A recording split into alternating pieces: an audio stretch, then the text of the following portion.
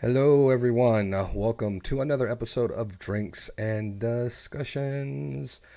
Alongside Jake and Marcus, I am Brian, and we will be your host this evening for another hour or two or so. So I hope you've got your perspective, your comments, and your drinks, and prepared to have another exciting podcast with us. So sit back and relax, enjoy your drinks, and thank you for always joining Drinks and Discussions. Let me get out of that. How about that? That was all me. I had something else, the replay going in case you guys heard that. I apologize. All right, Big Jake, how are you, sir? How are you? Can't complain. Ryan, how you doing, my man? Doing great, man. Good to see you. Good to see you. I'm You all too. I'm all dressed up out in my white tees. Me and my white tee tonight. There you go. There you go. I Got my cut off sleeve Harley Davidson worker shirt. No, Yeah, we dressed for the occasion, didn't we? We're two snazzy guys. why not? Why not? Why not? Who Casual. says dressing nice? Who says a heart and a sharp dressed man ain't a bad thing? That's right. And guess what? Nobody said it had to always be casual Friday. It could be casual Tuesday too. Yeah. Mm-hmm. And it's funny that we're talking about fashion. And by the way, Marcus is going to be joining us. I'm sure Megan has said yesterday that she's going to be joining us as well. But Marcus is rebooting his machine. He had to work a little late, so he's coming in a little hot, off from a full day of work. Megan's going to be joining us as well. And if you're on Discord and you would like to join the panel, by all means, let us know. I'll be more than happy to accept you. If you've got some good things and perspective to share, we're more than happy to help you, or have you. Got some people in the chat or in the stream as well. Hello, all of our viewers. If you're watching us on Facebook, this is a reminder. There are more people in our chat that are on YouTube. So if you want to be able to communicate more freely or more real time with the other viewers in the chat, find us on Drinks and Discussions on YouTube. Subscribe to the channel. Feel free to still stay in chat with us on Facebook, but by all means, it's always better to find us on the YouTube stream. Marcus, I see you that you're back, sir. Are you still having the same issues with the camera, or Yeah.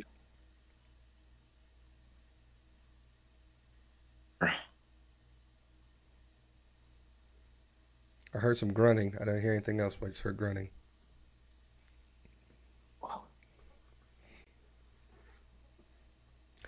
If you guys are viewers and you're out there watching, please let us know in the chat. Uh, There we go. well, Yeah. no, not quite. So it's still not. Hold on here. Why is it not picking me up? Are you changing the settings in Discord? Yeah, that's And then go to audio and video, and then all the way down at the bottom, there's a camera selection. You might just be not oh picking the right camera. yeah, it's not picking up the camera. I'm gonna have to unplug it and plug it back in.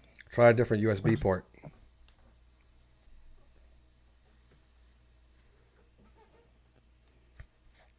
And while we're getting everything ready, I just want to say to everyone, if you have not already, and I'm going to try to see if I can still have this posted in my copy and paste section.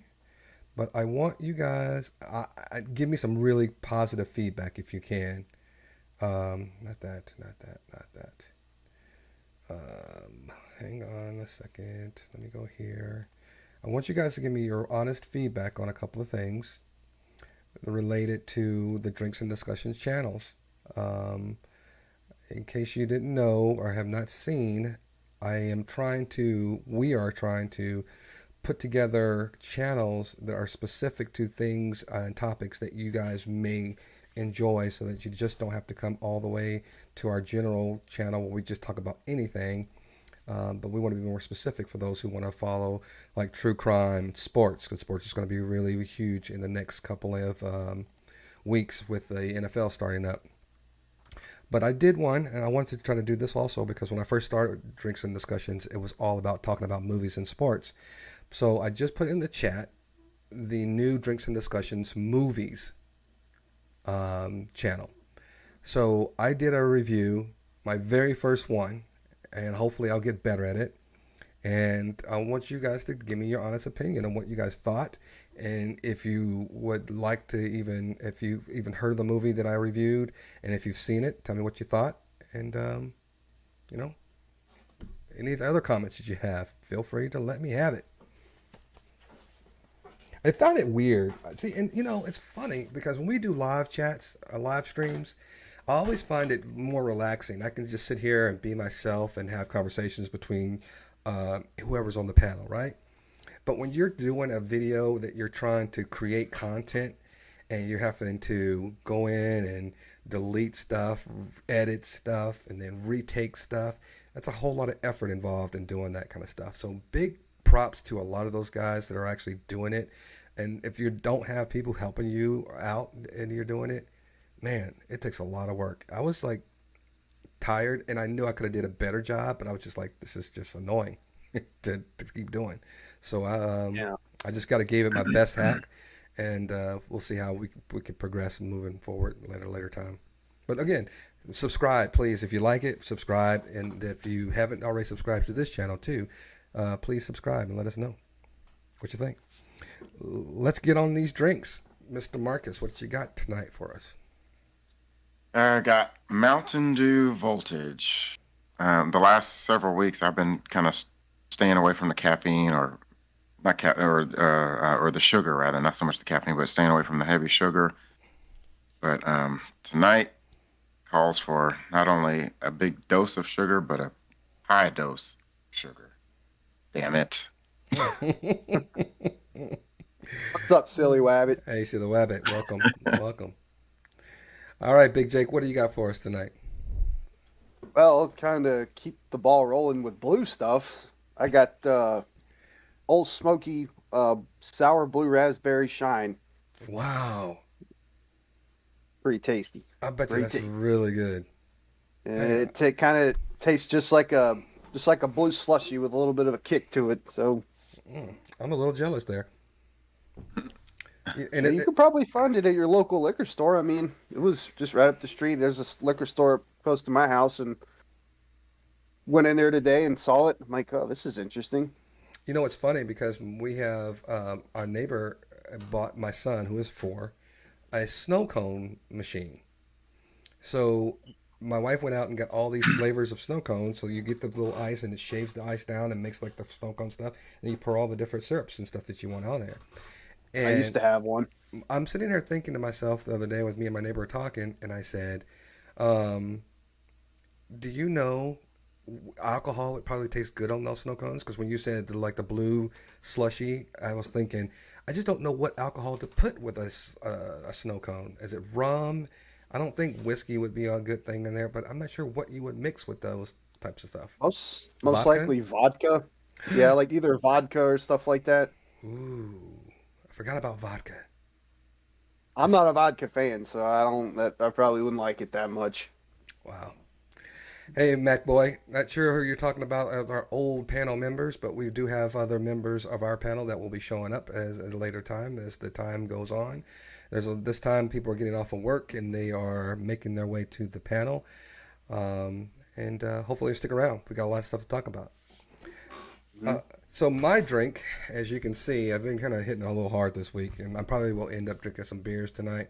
But I'm going to finish off my Knob Creek. I got maybe a glass and a half full left of that. There you go. I was going to make myself a Bloody Mary tonight.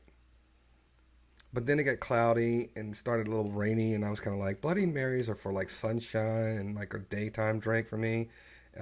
So I didn't do it. And plus, I got lazy because I was going to put like olives and cheese, and if I had some bacon, I was going to put some bacon on it and really make an impression with you guys on here. But I got lazy and didn't do it. Mac Boy, They're all around. I spoke with Vic. He's kind of taking a back seat. Cameraman, I'm not too sure about. Megan, she'll gone. be here, I'm Gotcha. sure. I'm sure cameraman will be around as well. All I right. love those guys, man. They're some good folks. Absolutely. And usually if Vic doesn't get on the panel, you'll see him in the chats as well. He'll usually kind of stop by just to say hello. But until then, cheers, my compadres. This one is for Cheers. this one. This one's um, for Zeus or Trey or whatever name he's trying to go by now because he is the most unlikable host of the whole entire show. So this goes out to Trey. Gulp. Miss you, Trey. Miss you, Trey. You know, I keep saying these things because I keep hoping that he's either watching and he's going to get tired of me saying stuff about him and he's going to come on here and defend himself. But as of now, he is a loser and doesn't want to come on. Again, Mac Boy. About Nick, I'm not sure. I haven't really heard much out of him recently on anybody's panel. And he's on our Discord channel too. If you are on Discord, Jake, if you want to just put something in the chat to Nick and tell him that, hey, people are asking about him, we just wanted to come in. If he wants to stop by and say hello, to feel free. We'll give him a shout out and just ask him to see if he wants to join for a quick second. Sure. Yeah, I haven't, to be honest with you, I haven't really heard much at him at all. I'll shoot him a message real quick. Awesome. And by the way, guys, if you're just joining us, again, I put a link in there to one of our other channels. And it's also, if you go to our homepage on YouTube, at the very bottom, you'll see a suite of channels from Drinks and Discussions that we're going to be building up. Unfortunately, Marcus wasn't available yesterday and the weekend. Or was it Sunday I was asking for it? Yeah, I think it was Sunday. Yeah, Sunday. We just haven't picked the right day that we can all get together and talk sports. Football's right up on us, and there's a lot of videos that I've been capturing, by the way, Marcus, of the Cowboys training camp. And I'm seeing Dak. I'm seeing Dak looking really good, and I know you're not on that Dak Prescott bandwagon, so I'm using him. Listen, I'm getting my evidence. You get whatever evidence you have, but I'm getting my evidence to come hard at you on Drinks and Discussions. 6 years of evidence. Well, listen, Drinks and Discussions Sports is available. We're going to be on there talking about this kind of stuff. So you guys are be more than happy to join any of the channels, or if the ones that are only catered to you, feel free to join whichever ones you like. Our football camp's been underway. We got our first game, I think, this Friday against the Cardinals. Boo day. Oh man, stop it! We'll see you week 2, Jake. We're going to see you week 2 right here in Dallas. Oh boy! Oh, we got the Saints. The Bengals. Oh, you said who they, not who that. I'm sorry. Who day? I don't know. Who was the originator of that? Was it the Saints first, and then who they came from the Cincinnati? I think you guys robbed the chant from another team, dude. I don't know. And I know MacBoy's setting us up for some type of joke. If somebody asks you, did you hear about the Cowboys? A joke follows. I'm not falling for it, MacBoy. Not falling for it. It's just not doing it. It says the phrase dates back to the old Riverfront Stadium days and is derived from a historic Cincinnati business. And what year? And what year was that? And then what year was who that? From the New Orleans Saints is the question that everybody has to hear.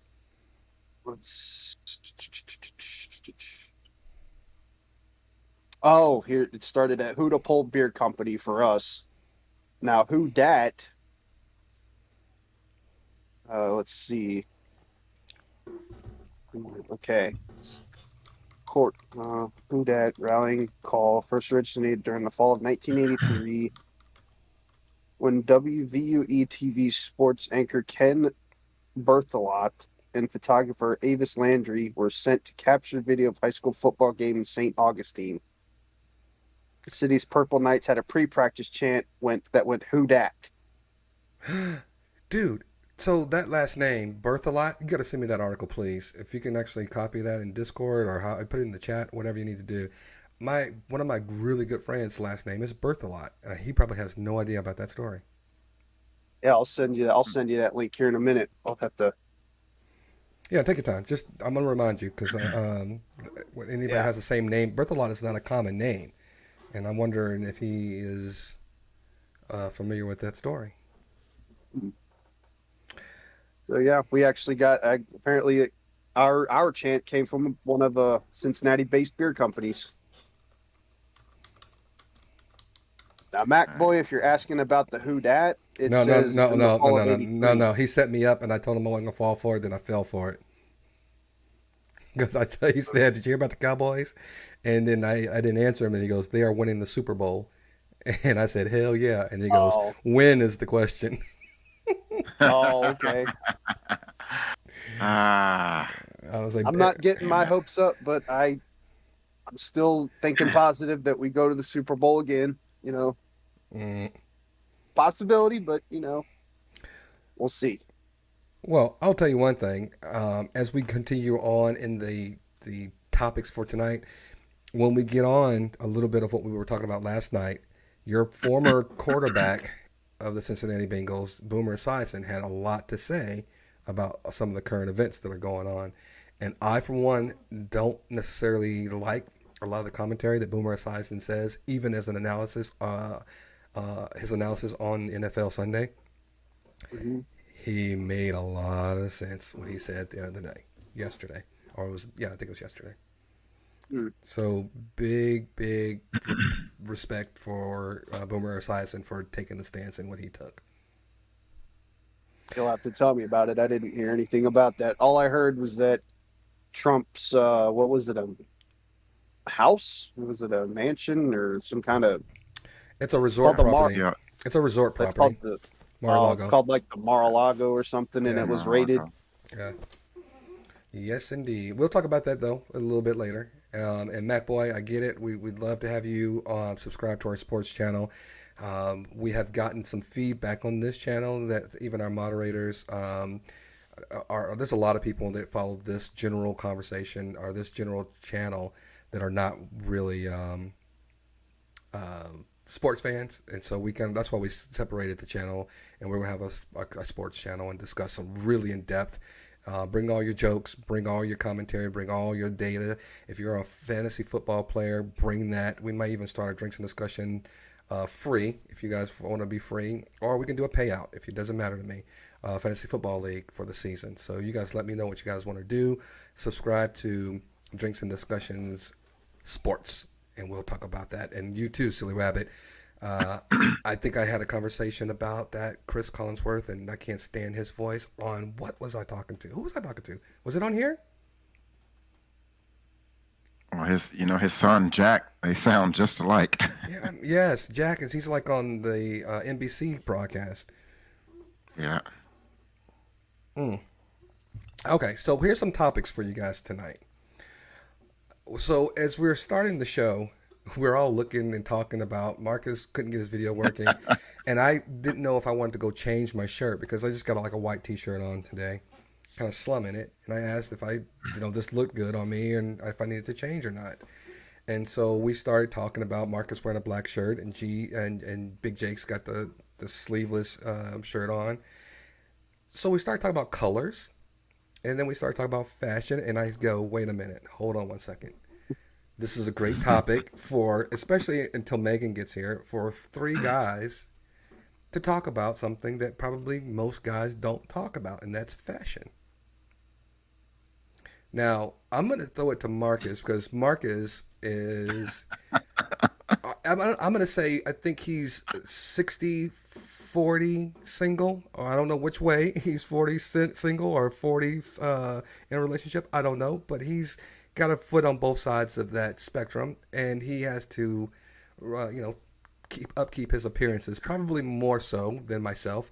Jake also is a single individual, and he probably pays attention to what the ladies like. I find attractive in himself.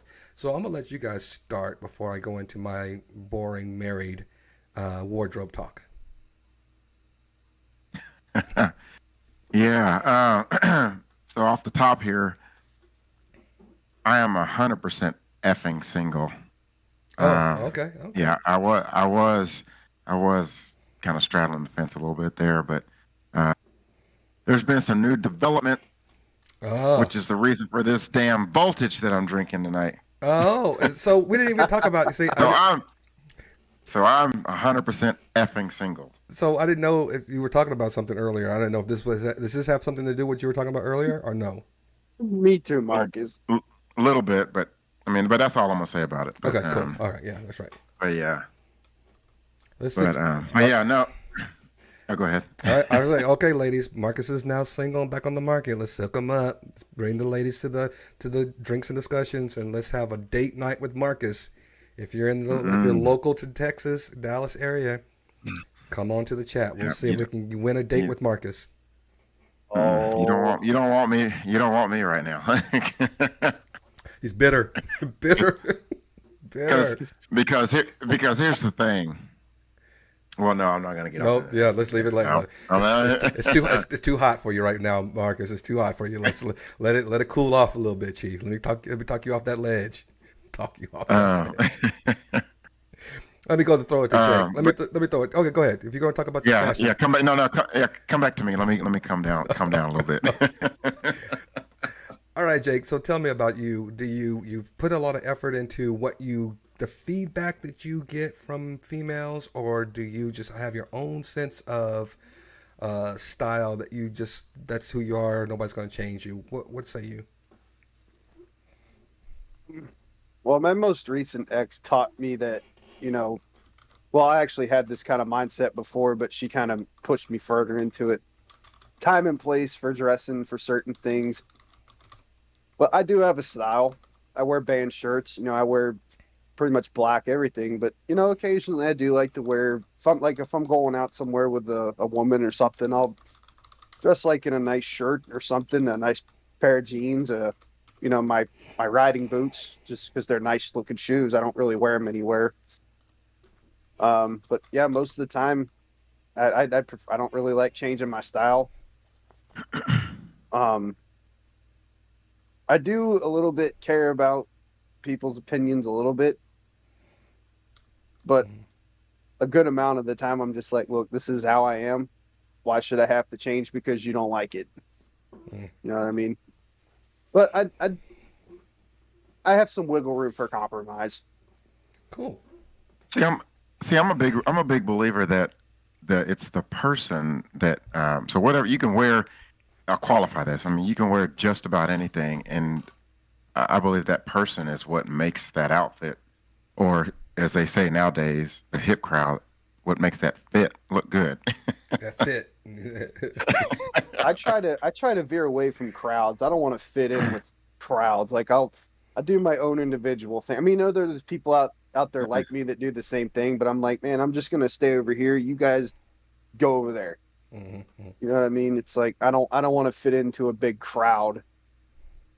I just want to be my own self. Well, And just real quick before you continue on down that line of thought, listen, guys, we know this is probably not everyone's cup of tea, but that's why we're talking about it. We know that most guys, and we've got guys out here. We've got Mac Boy. Seems like you're a boy. I'm assuming it's Silly Wabbit. You're a gentleman as well. We've got some guys. Use this opportunity to just share with us what you think about your own fashion. Is it up for some critiquing? Do you feel like you're fashion forward? Do you feel like you're stuck in the old timies? Do you even care about your appearance? Because I got some really funny things I'm going to try to tell you guys, and I'm hoping that nobody thinks that I'm making fun of them personally. But I do have a lot of things when it comes to men and how I take care of myself is probably not what everybody else does. But I think Marcus and I are probably in the same line of thought when it comes to how I think men should be in this day and age. But we'll get to that point a little later. But go ahead, Jake. Finish your thoughts. I just didn't want people to shy away when they heard three guys on here talking about fashion. I don't know. I was just saying, like I said earlier, like I have some wiggle room for compromise, but I'd prefer just to stick to my roots. If you don't like it, that's fine. You don't have to. But if I feel like the occasion calls for it, sure, I'll dress nice, or I'll just, Hmm. even if it's not dressing like completely formal, it's just something that's not something like this. I'll wear sleeves. And my sister and my mom, when I was with this girl, we went over there on Thanksgiving, and I actually wore a sleeved shirt, and they looked right at her. They're like, "You broke him. You broke him. He's wearing sleeves." Oh wow. Hey, Truth Teller, thanks for coming in. Truth Teller is saying his basic fashion philosophy is not to be flashy and stand out, two basic things: look presentable and wear clothes that are comfortable. And that says a lot. But then also what Jake has been saying as well: be comfortable in your own skin, and you don't have to be dressed and dress what everybody else is likes to wear or dress like, all the name brands. If you're comfortable in who you are and how you look to yourself, that is the only thing that should matter Hmm. until you get married. But that's another topic. That's another topic until you get All right. married. Mm, The person makes the fit. Hmm. Just saying. I think the person makes the no. fit. It could be whatever. It could be a sleeveless shirt. When Jake puts it on, there are times he looks in the mirror and go, "Man, I make this sleeveless shirt look good." There are times when you just have that thought, and there's sometimes you just kind of like, "Man, I know I wore this once and I wore it twice and it looked good on me. I don't know why today I don't feel it today." And I actually have been wearing sleeves a lot more, so I can't really, you know, are you I'm still starting to slowly get back in there. What's that? are you dating the same girl from Thanksgiving? No, no, Oh, okay, okay, okay. no. So you're wearing sleeves with it for a different reason now, a different person. Just because I think those shirts look better with sleeves. But God, no, I'm not going back to that. Okay. Well, let me ask you guys this question. Um, when we're talking about being fashion forward and looking presentable, does anybody besides myself? I'll start the conversation like this. Is anyone else a mood dresser? And the reason, and let me tell you why I say that. There are people I know that can say, "Hey, I got to go to work tomorrow, so I know this is what I'm going to wear the night before." I can't do that because when I wake up the next morning, I may be in the mood to wear something completely different. I cannot pick out my Right. clothes the night before. So I call that, and I'm not sure if that's a term or not. If I made the term up, I don't know. I should coin it. But I am a mood dresser. Depending on my mood is how I'm going to dress. I've done that Yeah. before. No. Mm-hmm. It's not an all the time occurrence, but I have done that before. Like when I grew up, we would always set our clothes out for school every day. I still do that. It's just force of habit. But like I'll set out like a pair of shorts and a like say a Metallica shirt, and it's like "Yeah, I'm not feeling that today. I'm just gonna put some jeans on and a Pantera shirt or something like Hmm. that. You know, Hmm. so I see where you're getting that from there. I do that. Right. What's up, the conversation guy? Yes, conversation guy. Walmart T-shirt and Walmart jeans every day. That's one of the reasons why we're talking about this because I jump on with the T-shirt today and I'm just like, this is just a white tee kind of day for me. So I just we decided that we're just gonna see how far we can get with this conversation. I will tell you this though, I do my wife's opinion matters, um, and we had to go to a baby shower even this weekend and she had put some things out for me. She thought it would look good because she had everybody my son's clothes picked out, and from time to time she'll say, "Hey, can you wear this?" And I'll put it on, and then but I put on something. The shorts were different from what she had picked out, and she looked at me and she goes, What are you wearing? "Yeah, those are faded," and I was like, I look down and I go, "You know what? I want to be a big boy and pick out my own clothes, but damn, she's right." So I lower my head, turn around, go back in the room, and I put on the shorts that she had me wear. But then it's one of those things too that there are times where men can't say that to women. I'm sorry, we just can't. There was some one time I actually said something. I go, "Are you wearing that?" That was about as far as I went with that, and she did not like it, and I didn't want to have an argument about it, so I closed my mouth and just kept it moving. Yeah, I made that mistake more than a few times. So, Hmm. and I just learned just to keep my mouth shut. But if they ask you what you think, then what? My Now, wa- like if yeah, like if she put an outfit on and she's like, "Well, what do you think about this?" and you're just like, "I don't know," and they just Mhm. look at you like, "Well, I took all this time to put it on." Mhm. I'm like, "You asked me. My You wife, asked me." my wife will ask me, you know, specifically if she's got to go like a girls' night out or something like that, and she's gonna wear like a sundress or something like that. She'll ask my opinion for something like that, but normally she doesn't really care. about what I think about her dress. I mean, she's pretty been in the fashion industry for a while, even before we met. So she's got a pretty good sense of fashion. But yeah, truth teller, never really comment negatively about how a woman dresses. Yeah. I don't know. What's wrong with that? Well, if you want to have a peaceful night, don't. I was I was I was about to say, unless you want to sleep out on the porch, I mean, Screw the peaceful night. It's my couch, damn it. I pay for this couch. I can sleep on this couch if I want to. fuck that couch. I'll sleep on it. I don't care. That's great. No, well, if you're married, technically it went halvesies on it. So I mean, it's our couch, but no, it's mine tonight. That's right. But if you guys, the conversation guy says he's paid $20 for his shoes. You know, there are places where you can actually get bargains. I like Marshalls, TJ Maxx. My wife likes Old Navy. But when it comes to like my work attire, I typically like Josh A. Bank to go and get my suits and dress shirts and suspenders and things of that nature.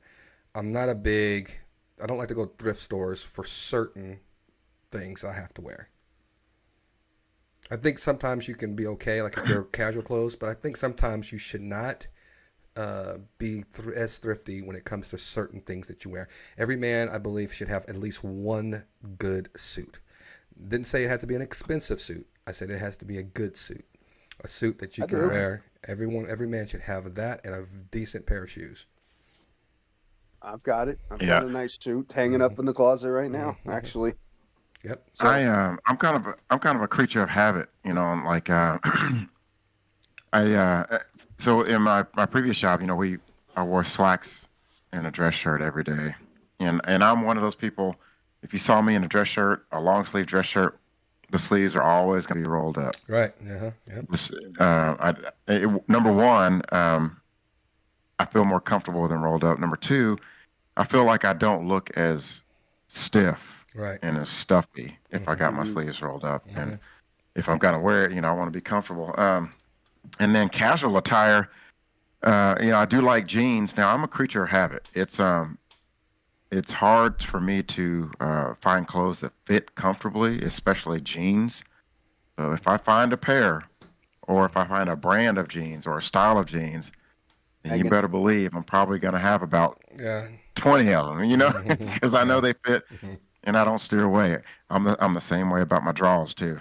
I only wear one brand. It's only one. Megan's here, guys. Hey, Megan. You had a flat tire? Yeah. Dang, Megan had a flat tire. Did you get it fixed? Are you still on the road, or are you home now? She said her phone died and she had a flat tire. Megan, I will make this joke right here. Make a tutorial video. Send it to Nick, please. Oh, about changing this. Nick said he didn't know how to change a tire. No. I'm just joking, but you know, I can't let the man live that down. I love Nick to death, but God's sakes. So you know, nowadays. Oh, go ahead. I don't want to. Yeah, I won't change the subject. We'll come back to that. Well, no, I'm going back to the fashion stuff. Go ahead. Oh no, I was gonna say something about changing the tire, but no, we can. Yeah, I didn't want to jump off over there. Yeah, let's finish. I forgot what we were talking about yours being specific. So I'm the same kind of way, and I'm just now going through a phase. And my wife, she's gone through and cleaned out her closet, and she's telling me, and she's actually gone through some of my closet in my drawer space, and go like, dude, you're never gonna get down to this size again. You're never gonna get in that shape again. So get rid of this crap that you're holding on to. And I'm like, yeah, you're right. I'm holding on to this stuff for no reason, but I have not found a pair of jeans now lately that I feel comfortable in, and I'm telling her I've probably got two jeans, and I alternate these same two jeans over and over again to the point now I think I got to do something, Marcus. I got to do something. It kind of depends on the fit. So I had to. I don't consider myself a trendy person at all. I think as time has gone on, I think I try to stay in the middle of the pack in terms of keeping up with styles. but I don't necessarily change my style, if that makes sense. I mean, not the one thing that I have done differently over the last, I don't know, 4 or 5 years is I've adapted to the style of jeans that are out there now. Hmm. The more fashionable jeans and the more fitted jeans and whatnot. But again, I had to find some that were, if they were going to be fitted, I had to find them that were comfortable and Right. the material and everything. So I found a brand that I love, and I keep going back to it because it in this particular brand, they have the jeans, but they also have those chino pants, or those pants that are not quite jeans, but they're Like they're cut. they're almost like Docker style, but they're not. Hmm. Uh, so I'm I not sure. remember back in uh, high school. I remember back in high school. Actually, yeah, this was about my freshman year when this. No, this was before that when these first started becoming popular. People were wearing the Abercrombie and Fitch clothes, and they had the jeans that were already pre-ripped, and you yeah, had like the jocks and the people like that just walking around school with these fancy looking shirts and these holy jeans. I'm like, that was a trend back when I was in high school, and now it seems like nowadays they're starting to bring that back. I'm like, man, this was like Hmm. mid 2000s. Hmm. I was like, the mid 2000s are making a resurgence. I'm like, yeah. I hate to tell you that, but oh, that was before the 2000s. There, Big Jake, way before the 2000s. oh, was it? See, it Yeah. was. Hmm. I was about to say So, because so I know it was very popular when I was in school. Like it was the pre-ripped jean thing, and I'm like, it was every other kid in school walking down the hall wearing that kind of outfit. Hmm. Or it was Jinko so jeans. You had the Juggalos wearing like the Jinko jeans, with the Hmm. Hmm. that, so okay, no lie. This is no lie. This past Christmas, because usually when I buy my jeans, it's usually at Christmas time because I can find them for buy one get one. Hmm. That's how I roll. Um, but no lie, this last holiday season, Christmas season, I bought my first pairs, plural, first pairs of distressed jeans, Oh, jeans with holes in them. no. I did it. I never owned any, and I never bought any, but now I do. no, Marcus, no. Marcus, no, we're gonna have to have an intervention. We're gonna have a gene intervention, man. What's going Okay, on? okay, okay. I will say this. I did own a pair at one point, but the first time I tried putting them on, I was late for school and I just grabbed the first pair of pants that I saw off the pile. Wait, Just put them on. My wait, my foot went wait. right through one of the holes and it ripped the pant leg. Oh, I uh, was like, okay, okay, these aren't gonna work anymore. So I used to wear the stonewashed jeans, truth teller, but I was never a big. I'm not. I never will be. Never have been a big, hole in my jean type of a guy. I was too. I don't know. I guess especially in high school, I was a little bit more. And this is what we were talking about this on our pre warm up when we were getting ready to come online. Do they say metrosexual anymore? Are men called? And Jake had never heard that term, metrosexual. I always considered it had been called for a long time a metrosexual guy because I was the guy that wanted to be like boys to men going to high school. I'd have bow ties and the shorts, bow tie and the cardigan sweaters, the polo shorts. And I used to work at Marshalls when I was in high school too. So I used to get the polo shirts and stuff at a discount and the Guess jeans. You remember Jabos, the Jabot jeans? Yeah, Javon. Yeah. So I was always the kind of guy, and I think I kind of take. I kind of got that from I had older because my older brother was not really an older brother because he was always gone on drugs. But um, I had older cousins that were like my big brothers, and both of them had a sense of style. Reebok shoes and all those type of things, and they would pass some of that stuff down to me as well. So I kind of was okay in high school. I was trying to find my way in junior high a little bit, but when I got to high school, and that's when I had moved away, Marcus, I kind of had found my sense of style back in high school. I started shaving my legs back then. I started doing manscaping in high school. I started doing a whole lot of Oh things in high wow. school. Yeah, absolutely. I'm not gonna make I fun didn't. of you for that because when I used to be on the swim team, I would shave my legs too. So Hmm. no judgment there. That, I didn't start manscaping until probably about 15 years ago. Really? Yeah, and then now it's evolved to the point to where I will shave everything from my knees up. Not my arms or anything, but everything from the knees up Hmm. gets shaven off. Yeah, me too. But let me tell you, it's a funny story because there was a time where my brother and his the mother of my nieces and nephews had to come live with us in St. Louis, and she asked me one time because my brother was gone and she was still living with us, why on earth are you shaving your legs? And this is the time where I started working out a whole lot. And I always said it showed the definition a lot better when you don't have any hair that kind of goes against some of the contours of your skin and the muscles that you're trying to build. So for see you later, me, silly wabbit. yes, it'll Yeah, love it. good. Thank Have a you. good night, Silly Wabbit. But that was for me. That was the start of it for me. That was the start of wanting me to have. And I did have a pair of Dwayne Wayne glasses from a different world, truth teller, believe it or not. But that was the start. Real quick, the conversation guy is talking about mullets. And I said that mullets are now making another resurgence because I have two coworkers that are trying to have them, and I have one former coworker who's like hardcore, just mullet, and I'm like, oh man, you guys watch too much Joe Dirt.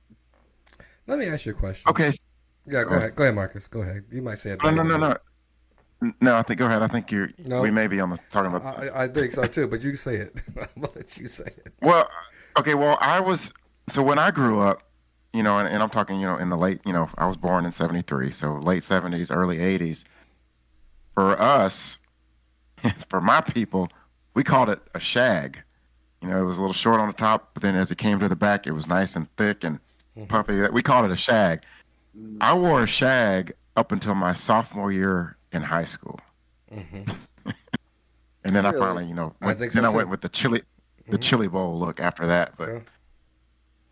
I used to I'm, I went to the shag and then I did the well it was the shag, it was the high top fade, then okay, I had a little Gumby for a little bit, and then it was been college cut from since then on.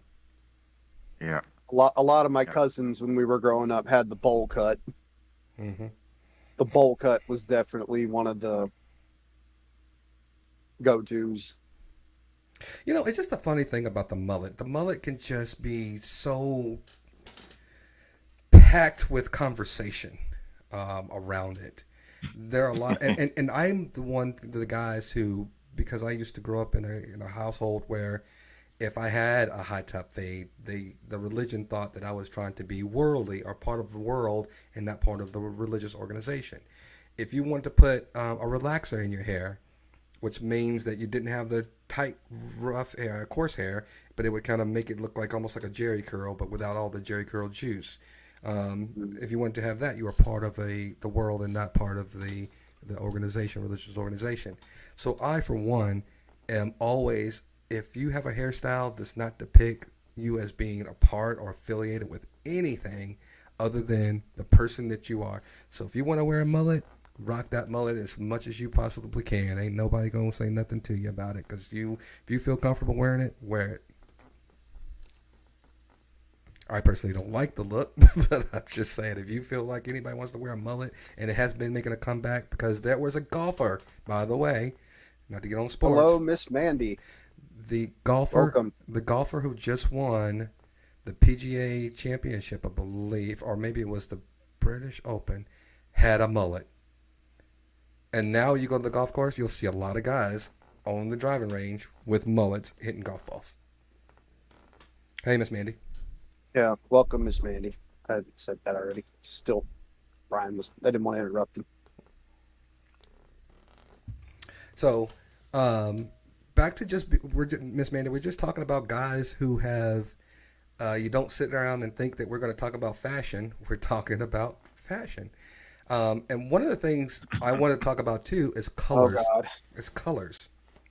Um, there are colors that I think my wife thinks look better on me than I do. But I think brighter colors, light blues. I think I favored for myself is to have like lighter blues or even green. I like green on myself personally. But it all depends too. My wife would go out and say she thinks that that looks good on me. When we first dated, she used to buy me a lot of stripes, and I never liked the stripes. But now she's more of she knows my style as far as the cut and the patterns I like. But oh yeah, pink. I love wearing pink too, and I have a lot of pink shirts as well.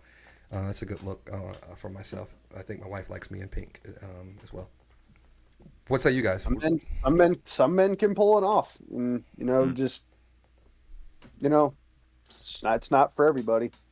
I think every man can Yeah. pull off a pink shirt from at least one occasion. I think any man can pull off a nice pink match with some baby blue shorts and some, get you some loafers or some nice comfortable shoes or even some flip flops, and head out to the beach, man, and go for a stroll. You can pull that off, Jake. Let your hair blow in the wind. Come on, man. Yeah, give me the pink, the purple, the coral, the Yes. the sea green. I'll take Make, it. it's making me think about that Billy Joel song where he goes, "How about a pair of pink sidewinders and a bright orange pair of pants?" I, I'm like, I don't think I'm gonna be Now, rocking pink, man. That's not really more of the darker uh, shades, now, now my closet though is dominated What's up, by Mr. B? shades of blue. hmm. I got. I've worn red before, but I don't know. If I wear bright colors, I just kind of feel like, okay, I stand out too much. Mhm. I think. Hey, Mr. B, thank you for joining too. I see he's got. Oh dear me, he's probably shocked. Like, what are these guys talking about fashion for? But I think if you went on my side of the closet in our bedroom, my side of the closet there's all types of stuff in there, because when I'm on the golf course, I'll wear red, I'll wear teal, I'll wear white, I'll wear pink. So I'm all over the place when it comes to, and my polos are all different colors as well. So you just never know. Again, that's one of the reasons I think I'm a mood dresser is because I have so many options to choose from that I'm just not one color kind of a person. I want to be able to, choose whatever color that fits my mood for the day. Mm-hmm. And that's why you see me with so many different color hats as well. I got a white hat, blue hat, gray hat, black hat, red hat. Um, you just never know what hat I feel like I'm going to wear, especially when I'm on the golf course. I wear different hats for how I think I'm going to play. If I wear the red hat, that's a Sunday red Tiger Woods day. I'm going to make a run. I'm going to do really good. If I'm wearing black, that means I'm just going to go out there and struggle. I'm not even feeling it today, but I'm going out there. Yeah. Mm.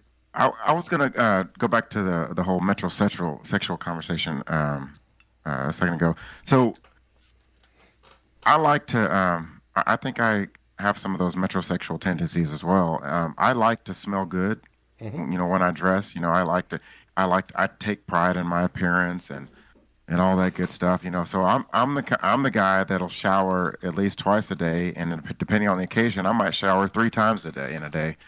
Certainly not every day, but usually most days it's going to be at least 2 showers.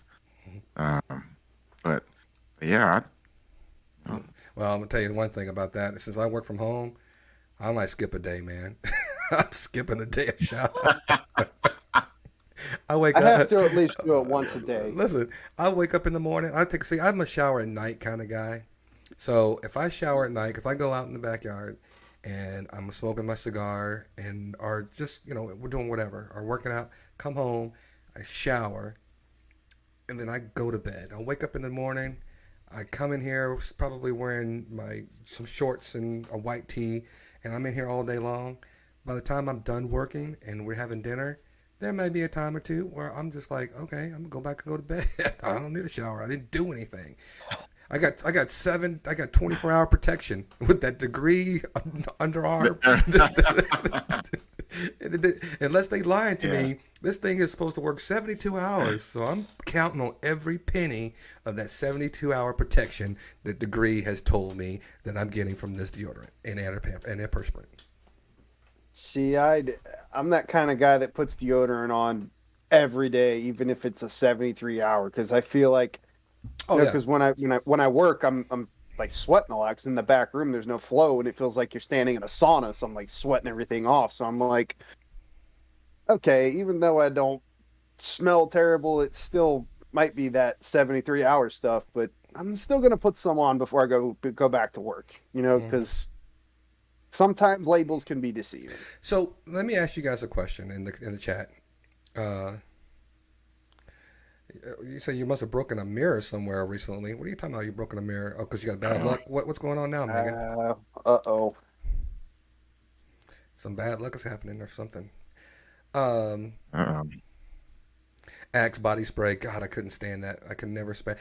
So I want to ask you guys a question. What was the name of the cologne that's probably very uh, cringeworthy now that you thought was the best smelling cologne back in the day? mm, My dad had something called Aqua Velva, or was that an aftershave? Was that I an think that was aftershave? Aftershave. I think it was aftershave. It was aftershave because I couldn't tell, I couldn't remember. But when I was coming up, they started coming out with like the body sprays and like the Axe, and I remember they had one called Tag, Mm-hmm. and that actually smelled worse than Axe. But sometimes, and I'm guilty of this. Sometimes I wouldn't Wait, shower the wait, night wait, before. Jake. What'd you say, Jake? That smells worse than. Did you say Axe. axe? Axe. Okay, I'm just making sure. No, I didn't say that. No. But anyway, I'm guilty of this. I would take Axe showers before I go to work, before I would go to school, Mm-hmm. and sometimes my teachers would be able to tell, or sometimes I'd use that Tag body spray, and they're like, "Yeah, he took an Axe bath." We call those hooker baths, man. You take a hooker Yeah. bath. You just go to the sink, you splash some water on your face, and you do something like this with the cologne under your arms, and you're out of there. Hooker bath, hoe Hooker bath, bath. whole bath. Yep. Mm-hmm. I thought that was wiping yourself down with baby wipes if you couldn't take a shower or something. I thought that was the hooker bath. No, that could probably be a hooker bath too. You never know. Truth teller and the conversation guy. I'm definitely a fan of the Old Spice products. Oh no, Yep. I never was that. Yep. Never. Yep. Megan, if you're retorting to my question, that's what I was always told. That's what that was called. It was I might be wrong, but I don't know. it was Cool Water and Obsession for me, Oh yeah. Okay. and My- Droc Noir, the whatever the one was in the black bottle. Oh yeah. Mm-hmm. Yeah, that was good. Right. Now, one of my favorites throughout my college years and my early father days was dadgummit, Burberry. Oh, Burberry. Burberry. Uh-huh. That's still a good. Yeah. That's a good fragrance still to this day. It still is. Yeah. Yeah, absolutely. It's one of the ones that could stand the test of time. I like that. I don't like Cool Water anymore, and if I smell Obsession, I think of my great grandmother, because she used to have the ladies' Obsession in her little side table, and I can't stand that smell now. Hey Bart, good evening. How are you, sir? Good to see you. Good evening. How's it going? Listen, truth teller, I still have, so Polo is still my go-to. I have Polo black, or excuse me, Polo blue and Polo red in my bathroom, and I may still have some Polo black. So they have different versions of Polo that you can get, but Polo is still, and my wife calls Polo red special because when we were dating, when we go somewhere nice, I'd always put on the Polo red, and she likes that. I'm not opposed to the men's body sprays and colognes from Bath and Body Works. Well, I did tell you that my wife gets my soap from there, Jack Black, Mm. and Okay. if you ever tried it, it's like $50 for a bottle about this big of just body wash. It's like $50, Okay. and I'm telling you, it's worth every penny. Every penny. And then again, guys, This may sound weird when you're coming in and joining the panel. You got three guys that come from all different walks of life, All or right. just and you're never expecting us to be sitting here talking about fashion, manscaping, or being metrosexual, or when to wear sleeves or when not to wear sleeves in a conversation. But that's why we're here. We want to take this opportunity to talk about things that men typically don't talk about. We're not trying to make you feel uncomfortable. We're not casting shade on anyone because of the way you dress. Feel comfortable in your own skin. We said this at the beginning. And whatever Yeah. makes you feel comfortable and attractive or feel confident in your own skin, by all means, do I'll it. tell I'll tell you what. You want to go out in public wearing a freaking dinosaur costume and be naked underneath it? Go for it. Who cares? Unfortunately, I've seen it during All, when the all COVID The when the Halloween count? It's Halloween? I'm when just no kidding. when the COVID thing started, people were wearing like masks and stuff and like that. I saw two people walk into the store wearing those T-Rex costumes, Mhm. and I'm leaving and going home because it was my last night on second shift, and I'm just walking by. I'm like, this has gotten way out of hand, dude. People are going way to too many lengths. But hey, that's what you want to do. Go for it. I like it. I won't. I like now that my son is actually getting to. Hello, Liz. Thank you for finally Hey, joining. Liz. You gotta set a reminder because she's always late on Tuesdays. We're going to like maybe put her on probation for with the wrench or something because can't have moderators showing up late. She was I, fashionably late. I get it. Marcus with his dad joke, fashionably late. Well, and so I was going to go funny because now that Liz is here and she's talking about manscaping, let me just explain something to men. Feel free to do whatever you want to do. But I know a lot of men who just don't like areas on women to be hairy. And I also think, in the same token, that women, unless your woman says, "Hey, I love to feel your hairy chest. I'd love to feel all your hairy everything else," I think you might, if you're in a relationship, you might want to ask them because you more than likely have said something about how you like certain areas of her anatomy that you find attractive that don't have hair involved. And if your wife comes to you or your girlfriend or who you're involved with says, "Hey, I don't like it," I think every man should be up um, to take putting forth an effort to continue to have the consideration of what that person that you're involved with has to say when it comes to certain areas of your body. And if nothing else, guys, if you go to a urinal in public and then you leave hair behind just using a urinal, you might want to take some kind of effort to trim it up at least. If you look down and you've got Hmm. hair on the urinal, there's a problem, folks. That's all I'm saying. Hmm. And we've all been there. We've all seen it. Yeah. Nobody wants to go to a You urinal. know, I go to the next urinal. If I look down there and there's a hair on a urinal, I go into our toilet or I go to the next urinal that does not have a hair. Screw that. I'm going outside. I'll find a tree. for me personally, that was the straw that broke the camel's back. Is I got tired at home. I got tired of seeing my own. I was like, something's got okay. I can't do this anymore. So that was the beginning for me. So, Also, yeah. like if you're zipping your pants and that shit gets caught in your zipper, then Woo! it's probably time to to No, so that just hurts just me. You saying that out loud. That just hurts my well, I've it was a bad experience when I was a young growing man, you know. Just bear that in mind.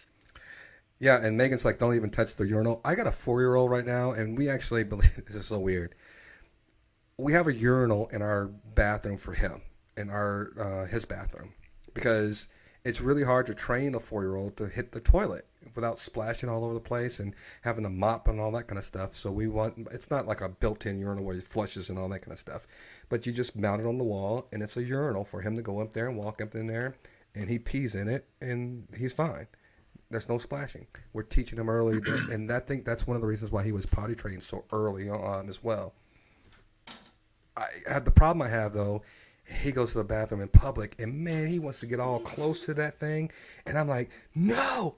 It's like No, he's no, no. it's almost like I scare him. He's like, what the heck? I was like, don't ever touch a toilet, ever touch a toilet, Never, never. ever, You know, ever. in my time of working at my job and the things that I've seen in the bathrooms there, it's like they need to start making people you have keys or go through some kind of mental stress test to use a public bathroom. Like, man, the things that people do to public bathrooms is just it's disgusting. Try Like to, one time, just I'm not gonna. I'll tell this story when we're not live streaming, but you know, it's just yeah, don't tell anything it. that's too disgusting. Yeah, it's bad. Let's just leave it at that. I think Real that quick, public bathrooms need to be very strict I just want two things real in quick. some places. I always try to go to the family restroom if I possibly can, especially if I'm in an airport. I don't like trying to go into the Yes. general things, or if you have access to a lounge when you're traveling. Those lounge restrooms are a lot cleaner than the other ones. Liz is saying this, and this is a great segue to my next comment. Women in Western Europe don't shave their legs and underarms, and it freaks out American servicemen stationed over there. Here's the thing: underarm hair for women is making a comeback, folks. Well, I'm not even saying to make it. I'm not saying making a comeback because I don't know if it was ever here to begin with, but that's a thing now that women are saying underarm hair is a thing. Trust me. If you don't believe me, look it up. Seen it. I've come across women who have had it. Really? So yeah, it's a thing. It's a The thing. more hair you have, makes it, the more funky you get. But here's the funny thing about hair, guys. I promise you, this is funny. You guys, including Jake, you could have a female friend come over, stroke your luscious hair, Jake, tie it in a ponytail for you, rub your beard, and we can have our wives or significant others. And if you're in the chat, you can rub their hair and all this other stuff. But as soon as one of those hair is out on the floor, on the table, in the shower, on the sink, you freak out. Like, why is there hair on my side of the sink? I'm not touching that hair. No way. My wife will leave clumps of hair too when she's shaving sometimes or in the shower. And I get freaked out. I'm like, babe, you left me a present today. What's going on? Like, why is there hair on the wall in the shower? This is disgusting. All while I'm on the couch doing this. Oh, babe, I love you. Your hair is so beautiful. But if it's not attached to her head, it ain't that great. I don't know why, but it doesn't seem Tell that you, great. there's not a day that goes by where I'm not picking hair off something because my hair falls out quite a bit. So it's nothing to me. So like if one of my lady friends does come over and I see hair on the ground, I'm like, ah, it's either mine or hers. I don't know whose it is. It Mm. doesn't bother me as much as it would most people, but you know, I expect it because my hair is long and it falls out. So And yes, You know, go ahead, Marcus. announcing, I've been married and divorced twice, and let me tell you, it's a glorious feeling after a couple of weeks of them moving out or me moving out, of not vacuuming up their hair. High five, Marcus. High five. When Come on, give me a high five right there. Come on, right there. Come on, man. it because when it's gone, like if they moved out, then I'm vacuuming. Once it's no longer in my house, or if I'm in my own place and I don't have to deal with it, it's a glorious thing. No, I'm not. Listen, look, I'm high fiving Marcus because I'm glad he had that liberation from the hair.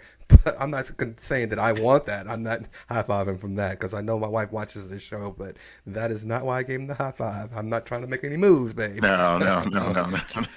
Calm down. Calm That's not what it was about, Jennifer. I promise. down. And yeah, Megan, I do want it down the drain. I want the hair either in a tissue when you walk out or down the drain. I got Drano. We've got the walk-in shower, so it doesn't get clogged. I mean, the drain in our showers is it's about this big in our shower. So anything that's gonna go down there, if it can get around the little holes, let it go down there. Because nothing's coming back up in that shower. that's the bad thing with my drain is there's no cover over it, but I had to put something over it because I can't even get a snake down there because it's got the little crisscross thing that you can barely fit in. Mm-hmm. It's like it's about this. It's about that round. So I can't fit a snake in there to get anything out. So pour a bunch of Drano down there and let it sit for a while, and it's good to go. But Mm-hmm. that's the only downfall of my bathtub. You know, it's so weird that we're talking about this. I just feel it's. I know we're trying to make light of certain things, but um, we're in an age where body image and what's the word I'm looking for?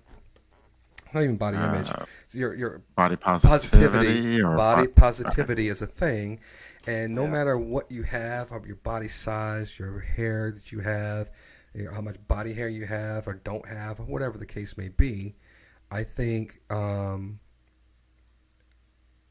if you're comfortable, do whatever it is you want. Yeah. Rock it, Yeah. rock it, Eh, rock it Yeah, all and day. you'll be surprised with just if you just I mean we've all been in in our respective workplaces, and we see people, some look like they take care of themselves and some look like they don't. You'd be surprised just how much better you feel. Just give yourself a little bit of self-care. Self care. Whether it's fixing your hair, or doing just a little bit of makeup. You don't have to do a lot, doing just a little bit, or taking that extra shower, or really, just one or two squirts of something to smell good. Make yourself feel good, because like I said at the top, it's the person that makes the fit. You Absolutely. know, Hmm. it's so if you, like Brian, you were saying, if you do things to make you feel good in your own skin, whatever you wear is gonna look good.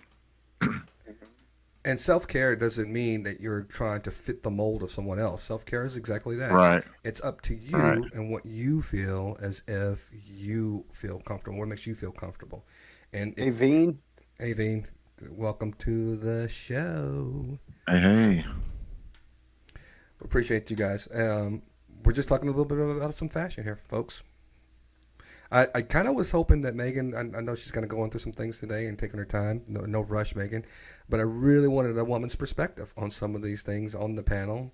Um, and Liz, one of these days, we're really going to have a session with you outside of a live stream and get Discord installed on your machine.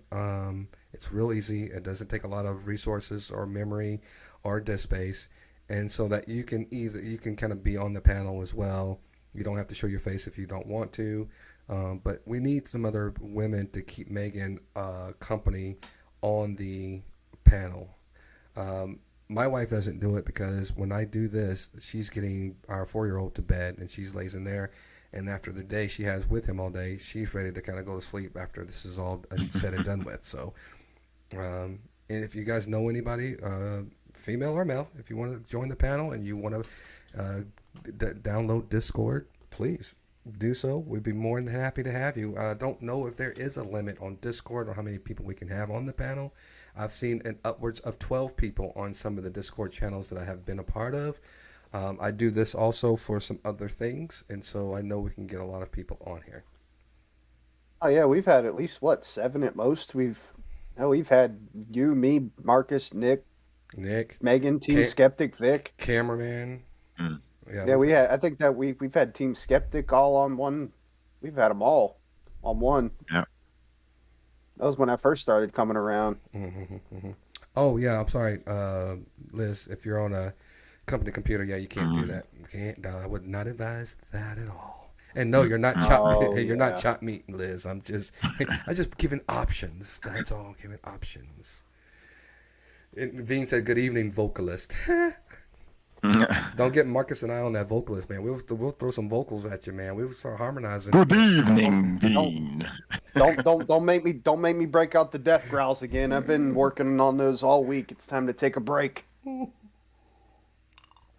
So, that was just something that we kind of ad hoc this conversation. By the way, we started the live stream and we started talking about some things, and we just said, hey, let's talk about this instead of on the back channel. Let's bring it to the forefront and do it on the live and see what our viewers have to say about our fashion sense. And you guys tell us. Do you think that the guys on the panel, we are fashion forward individuals, or do you think that we're slums? Or you tell us what you guys think. Should you want to see us wearing bow ties and vests and jackets, on the panel. We could have a uniform. We could start having drinks and discussions uniform. I'll get some monogram sports coats with drinks and discussions on the lapel, and we'll have like cigar jackets that we have our little cognac snifters as we drink our Fancy. Mountain Dew. I'd have to get a better background, something more fancy than this, than my records and my knickknacks here, though. Man, stop it. Nobody cares about your background. Nobody. Look, I don't care about what's in my background. Tuxedos. Megan says tuxedos. I'll take tuxedos. I'll wear a tux any day. Uh, Look like I'm from The Godfather or something like that. A little boutonniere in my pocket there. You know, one of these days we do have to on the back channel. We have to say, "Hey guys, let's like throw something, throw a wrench into the chat on the podcast, and like put on a tie or something to kind of throw everybody off." And everybody's like, "What the hell are these dudes doing?" Hey, where? That would We be could kind do of it. funny. We can definitely pull that off. I think. Listen, I guarantee you, we probably got the best looking panel in all of YouTube. That's all I'm saying. yes, you Mr. got three B said- dudes that take care of themselves. That's all I'm Mr. saying. B, me in a pink smoking jacket. Ooh, yeah. Listen, man, I think Jake could actually pull off some pink. I think I wouldn't even say pink. I would say salmon, lavender. Hey, Lavender would be good for Jake. Sleeveless so you tux. know, Yeah, I'd wear it with a bow tie. Shit, I'd wear that. I mean, the NFL. Well, they promote all cancers now, but when breast cancer awareness comes around, or when Men's Health Month comes around, we might have to wear that color of shirt. Absolutely, 100% down. Do you do no shave November? I didn't do it last year, but I did it probably each of the 3 years before that. I think And I'm with you because I think we were doing podcasts last year in November. I don't think either one of us had a beard. no, I didn't. No, I was looking for a job, so I couldn't. No, it's like Nope. I couldn't do that because it Well, looks scruffy. if it's no shave November, since I don't shave all that much anymore, does that mean a no shave November? I got to hack all this off or something? Yes, that's exactly what it means. No, I'm just kidding. It's opposite for me. No, I'm no. not. No, I'm kidding. I'm kidding. I don't think it means that at all. No, I'm just joking. Still, I don't think I'd want anybody to see me without a beard. You know. Yeah, that. Let me just go to the chats real quick. I just want to make sure everybody Yeah. understands that we're still here. That the conversation guy says he's never learned to tie a tie and only worn a tie once in your lifetime. Wow, that's depressing. And Liz, by all means, funky golf clothing is a thing. I'm just letting you know that is a thing.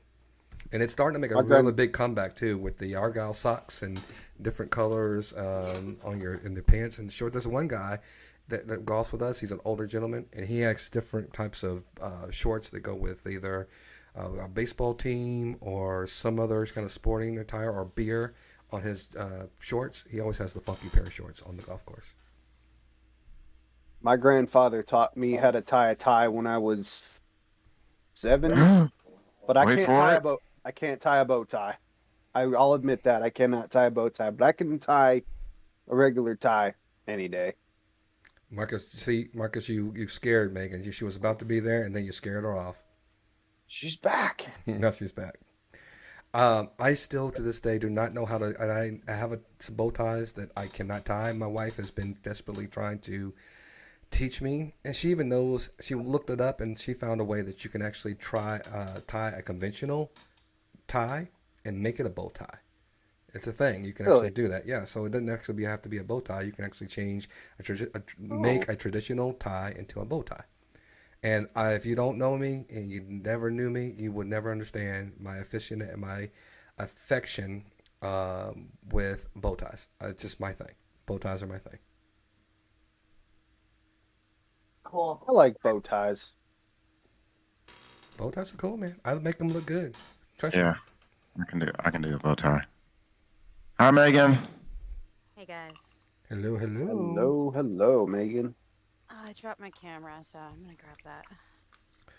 The conversation guy missed. I like the way that Chris Farley used to wear a tie. A clip-on? Is that what you're talking about? All right. It's a clip-on. I- You sure? I remember the clip-ons. Uh, All right, you guys keep talking. I have to go run and get me a beverage, and it's Me in the too. garage, and I'll be right back. But please keep the conversation going. right. Yeah, I remember the clip-on ties, and I never. Do you remember those bolo ties? Polo The little ties. it was like a piece of like leather string, and it had a little pendant kind of seal Oh to. I don't yeah, know how to. Yeah. I had one. I Well, like I said, I learned how to tie a tie at a very young age, but there were a couple circumstances where I had to have either a clip-on or like a bolo tie. Yeah, yeah, it's kind of like them where it has the yeah strap on it, you clip it on and you pull it up. yeah. Yeah, I've had to do that before, but most of the time, if I've ever had to wear a tie, I knew how to tie one. But Yeah, that's yeah, good. like I've Yeah, always wanted to learn how to tie a bow tie, but I just never learned. But YouTube can teach you. YouTube can teach you. Yeah, I don't know how to tie a bow tie either. I never. I can tie a regular tie, but a bow tie, no. Yeah, I don't know how they do that, but maybe someday I'll learn. Yeah, I'd Maybe like that's to. someday. Oh, what'd you say, Megan? I said, I'm sure you will. No. In all my free time. Just ask Bill Nye. Maybe he can teach you how. Right. Bill. Okay, Bill Bill Nye, Nye the Science Guy. yeah, he always wore the bow tie, man. That was like one of his specialties.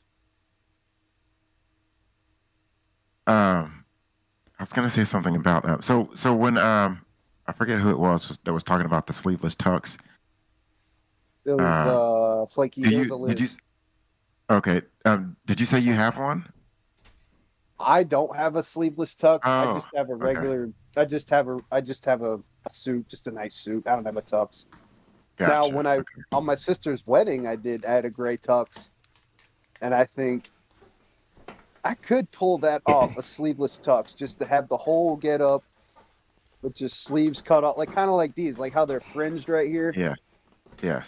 I'd wear a tux like this. I, I I think you could pull that off, Jake. I really do. Listen, Jake.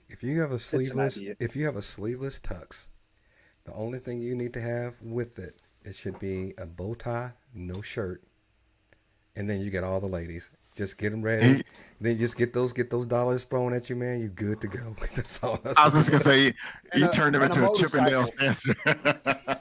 And a motorcycle. Just hop on my Harley and just cruising down the highway with a sleeveless tux on, like, hey, what's up? Jake, they won't know what hit them. You walk in with that, man. You won't know. They won't know what they missed. Keep that Big, in mind. I might big actually Jake try in the to pull house. something like that off. Big Jake in the house, y'all. All right, let's. I kind of think we've kind I of will. hit. Go ahead. I'll be right back, guys. Okay. We kind of hit the wall a little bit on this specific subject, and if you haven't seen our ad hoc conversation or live stream yesterday, do you guys still want to talk about? Because I know Megan and I talked, and there's a lot that we haven't been able to unpack. Megan, did you still want to talk about that? Did you want to talk about something else? That I know you said you had a kind of a day. Did you want to talk about anything else? I want to bring that to you before we move on as well. Is Megan back from getting a drink? Probably not. Um, If and you're talking about what you talked about last night, but the whole Trump thing, mhm. that I I'd like to learn more about it. I mean, I only heard a couple things, but yeah, sure, I'd like to know what happened.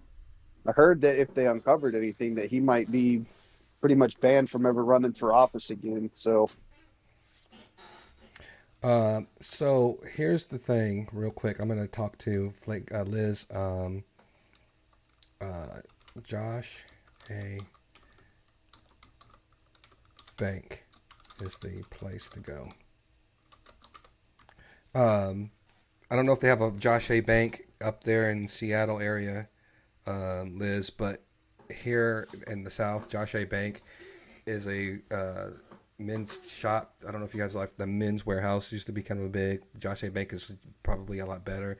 They do their in-house tailoring and all that kind of stuff. And I don't know anything about the suit factory. I've never been to the suit factory. But Josh A. You have a Bank lot of is men's the thing. warehouses up here. Oh, so Josh A. Bank is similar to a Men's Warehouse.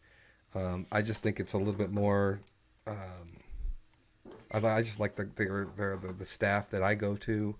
And you know how sometimes you just go to a place that might be similar to another place, but you kind of get hooked on the staff. They always treat you nice and give you, all the service that you expect, and that sells me on any place I always go.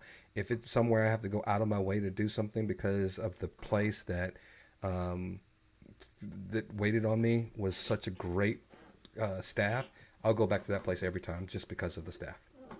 There's another place that it's another like men's place. It's not the men's warehouse, but it's another like suit place you can go. I can't remember the name of it. I'll have to go find it. But they got some.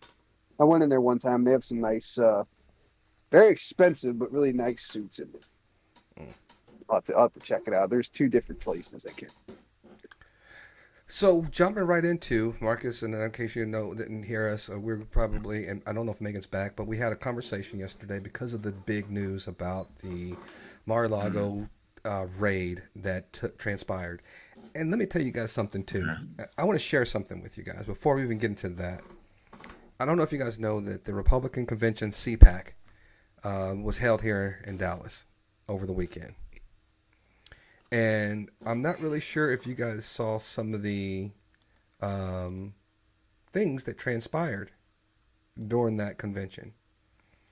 And the one thing that I really want to share with you guys, and I'm trying to see if I can bring it up, and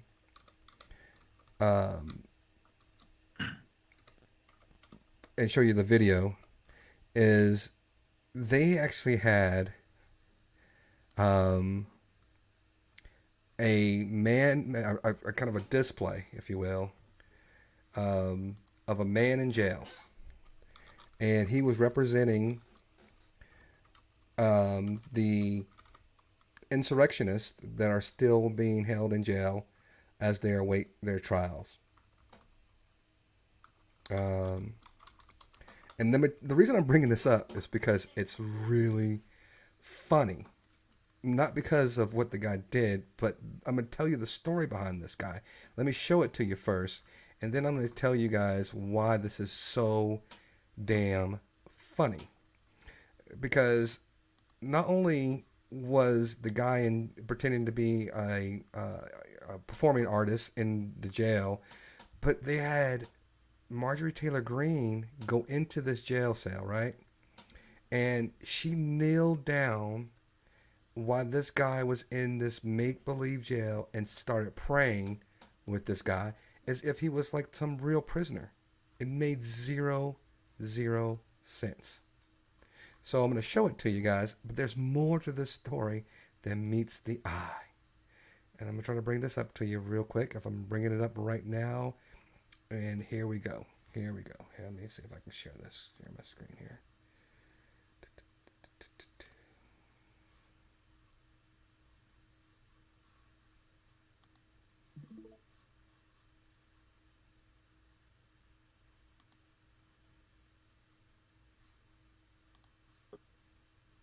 Here we go. Booth is this a fake jail cell? What you're watching actually happened at CPAC. It features a convicted January 6th rioter doing performance art, if you want to call it that, in a cage wearing an orange jumpsuit. Also on display, culture wars and election denialism.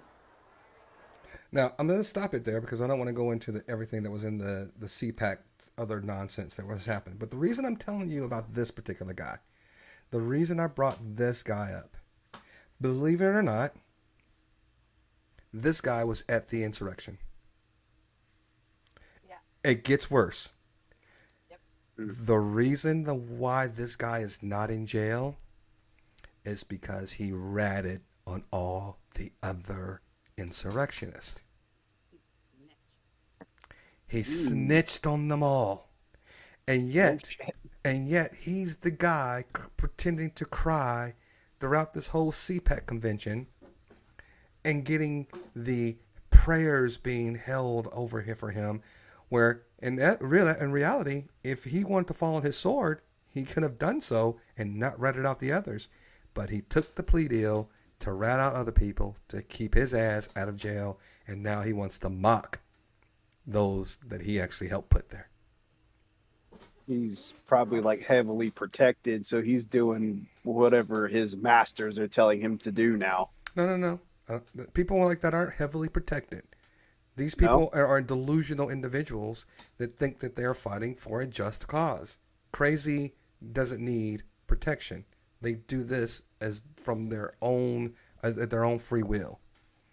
Hmm. Yeah. So I don't know. Wow. I don't know if you guys saw that. This I guy didn't. is a rat. If you believe that you shouldn't snitch, snitches get stitches. This guy should be getting stitches by everyone who walked past that cage that helped put the insurrectionists in jail. The ones that they're complaining are being so mistreated or are being jailed because unjustly. People were money in there. Yeah, people were throwing money into his cage in the jail cell. I said cage. I don't know why I said cage. I don't know. That just slipped out. Listen, I would look. Look. I'm not trying to tell you I would sing like a nightingale to get out of jail. I'm not going to say I would be a snitch. I take my medicine. At the end of the day, if you caught me and not my friends, I'd take my medicine. I think I'd just go ahead and say, hey, look, it was all me. Don't worry about it. I'm not going to rat my friends out if I was the one that got caught. I'm not going to sit up there and try to select my freedom over theirs. I would hope that my friends saw that.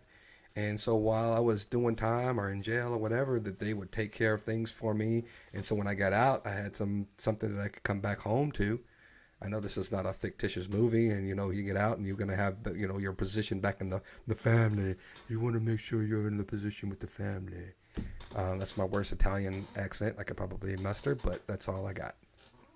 Yeah, but if he did take the fall and put all the blame on himself, who's to say that those people wouldn't eventually turn on him? Because you don't know who your friends are. Um, By the way, they're all painted as pretty bad people the way you both put it. Real quick, Mr. B, listen. I love the fact that you would love to have a watch party for November 8th, and that's all the midterms are going to be. I'm not really a political guy. I'm just not. I see some of the nonsense in the world. I like to have conversations about it, but I'm not sitting up here, live streaming political stuff. But this is what I would ask people in the chat, and there have been a lot of things. One thing I saw about Marco Rubio today that really just chapped my butt. They said that this was a political hit job on a Biden political opponent. Let me be clear to you folks. Donald Trump has not made his candidacy for president of 2024. He is a regular guy. He is not a president. He's not a running for president candidate. He is nothing. So this was not a political hit job to go out against your political rivals, folks. This was cut and dry, sending a message that Donald Trump, who thinks he's above the law, is not. Donald Trump has always thought he was above the law, even in business. That's why he buried his ex-wife at one of his golf courses so that he didn't have to pay taxes on that golf course because he knew the provision for it. Oh, damn. Wow.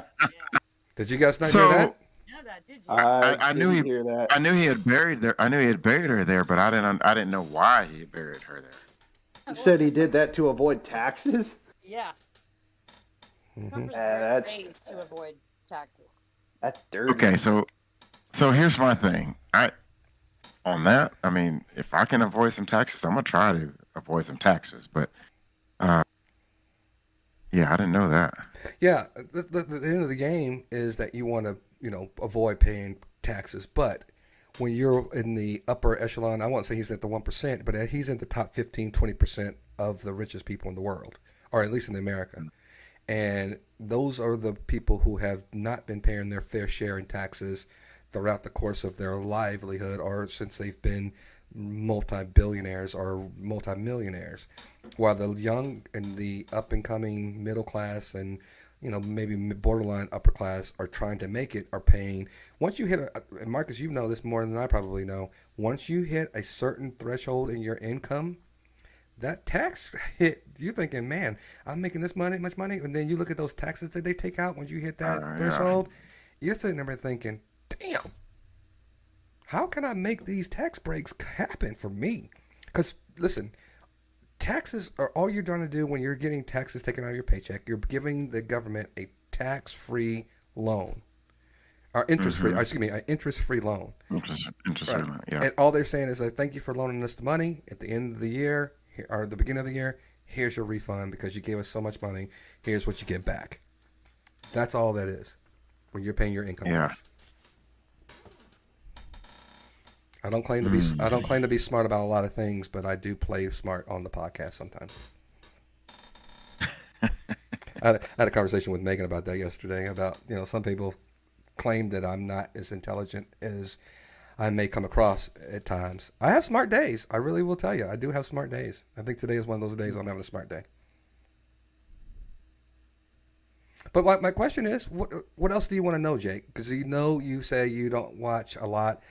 And you have mentioned that you had voted for Trump. You were a Trump follower. There were some people last night that even confessed that they voted for Trump, and they are now off that bandwagon. Last night, I forgot who that was. I don't want to mention the name and be incorrect, but if you watch it back,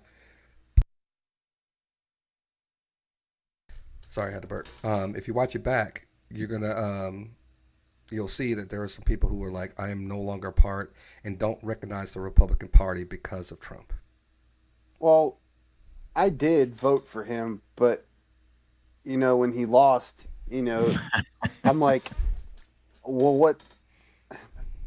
I'm still on the fence. I'm on the fence still. I keep thinking, why did I do it? And like, did I make a mistake voting for him? Did I do the right thing?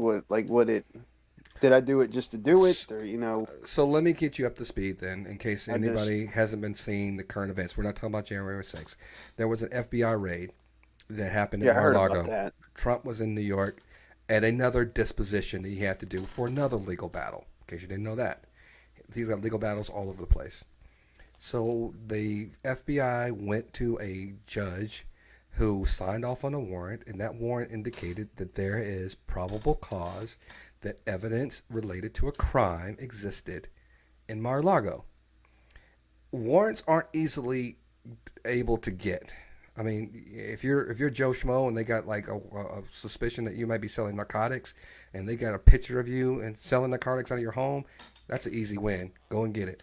But we're talking about a former president here. There has been a lot of factual information for a judge to risk his career, or their career, I'm saying their career, signing off on a warrant for an ex-president, folks.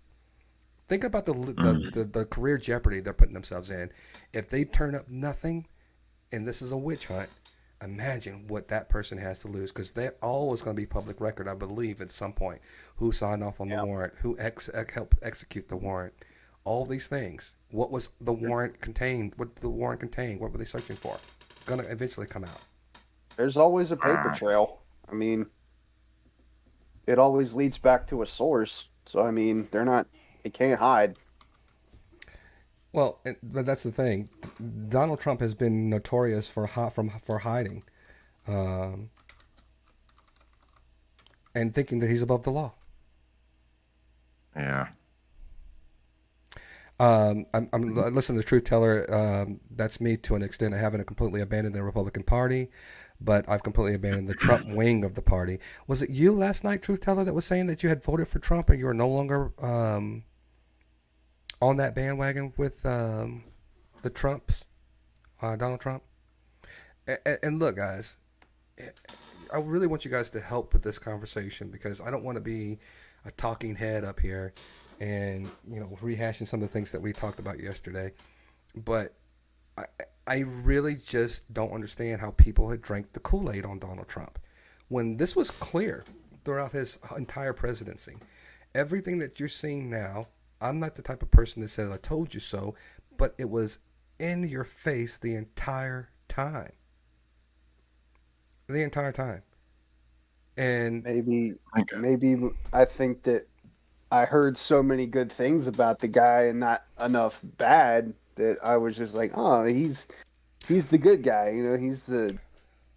So I think maybe I was just a little bit, I was blind. But now that he's out of office and I'm seeing all this stuff come out about him, I'm like, maybe it wasn't such a good idea that I voted for him. All right. So, That's so two things. Oh, go ahead, Joe. I'm sorry, Jake. I didn't. no, I was done. I was done. I was just Okay, sorry, my bad. you're So good. two things. The conversation guy earlier in the threads said Trump was like the kid sitting behind you in an airplane, kicking the seat. Yep. That was pretty funny. And then I think Liz said that he's more like the uncle on Thanksgiving. He's You want to kick him out? Uncle Eddie from Vacation. You know. Save the neck for me, Clark. That's hilarious. But so I didn't and this goes back to what you were asking, Jake. You kind of how you were kind of having that self conversation about did you do something wrong or the right thing. I didn't vote for Trump either, but I'm going to say that you voted in that moment. You voted for who you thought was the right person for the job.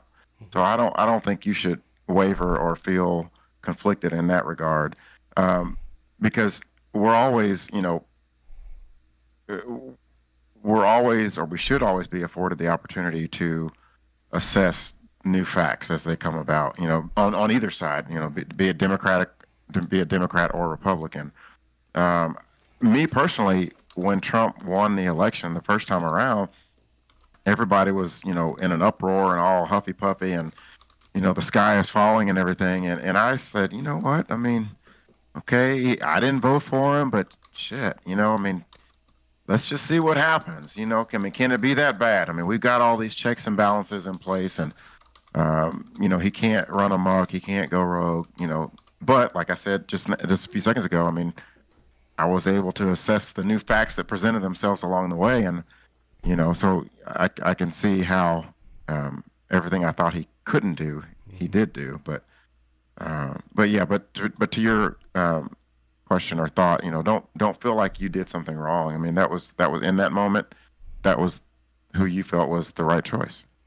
So, Yeah, I mean, to I just jumped on the bandwagon, and I kind of, like I said, I might have had some blinders on, and I just didn't do enough research. You know, So Yeah. two things I'm going to say real quick, and I'm going to talk to Mr. B's comment that he just put in there in a moment. But you're always supposed to vote according to the values and things that matter to you on the policies on which the candidate is actually running on, the policies that mean something to you. So if you are anti-abortionist, vote for a candidate who's anti-abortionist. Pro-choice, vote for those pro-choice candidates. Again, I've said this 1,000 times. People who are in office should never say, I feel anything other than when they're running for office. Because at the end of the day, if your constituents all believe that abortion is wrong and that's why they elected you, you vote against abortion. But you should never say, my faith is leading me for this vote. It should never be that. You should say, my constituents are telling me to vote this way. Regardless of my personal opinions, regardless of my religious stance, I'm voting this way because I've gone back to my district and they have told me this is how they want me to vote, period. Now, hmm Mr. B, I am a small business owner as well.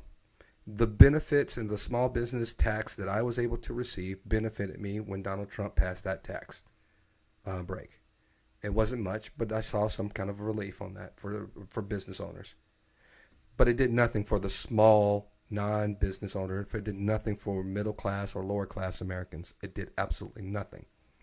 We were, if you can separate, and here's the problem I have with people: you can't separate your personality and what did you say here? I'm going back up here.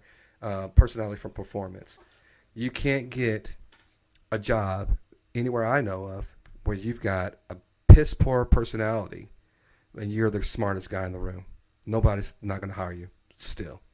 They look at your personality and go, this guy's a nut. I'm not going to come up here and have him disrupting my workplace, getting sexual harassment lawsuits all over the place. And that's a lot of money we're going to have to spend fighting this guy because we decided to hire him because he's a nut job. That makes zero sense to me. So I know there's a lot of people who say, "Hey, I can do this," and I had to overlook a lot of problems. But you're talking about the leader of all the free world. The president of America is the leader of all the free world. A lot of people look up to the president as the leader, even for in their countries. Even though there might be a president or a leader of that country, they look for us as direction to follow our lead.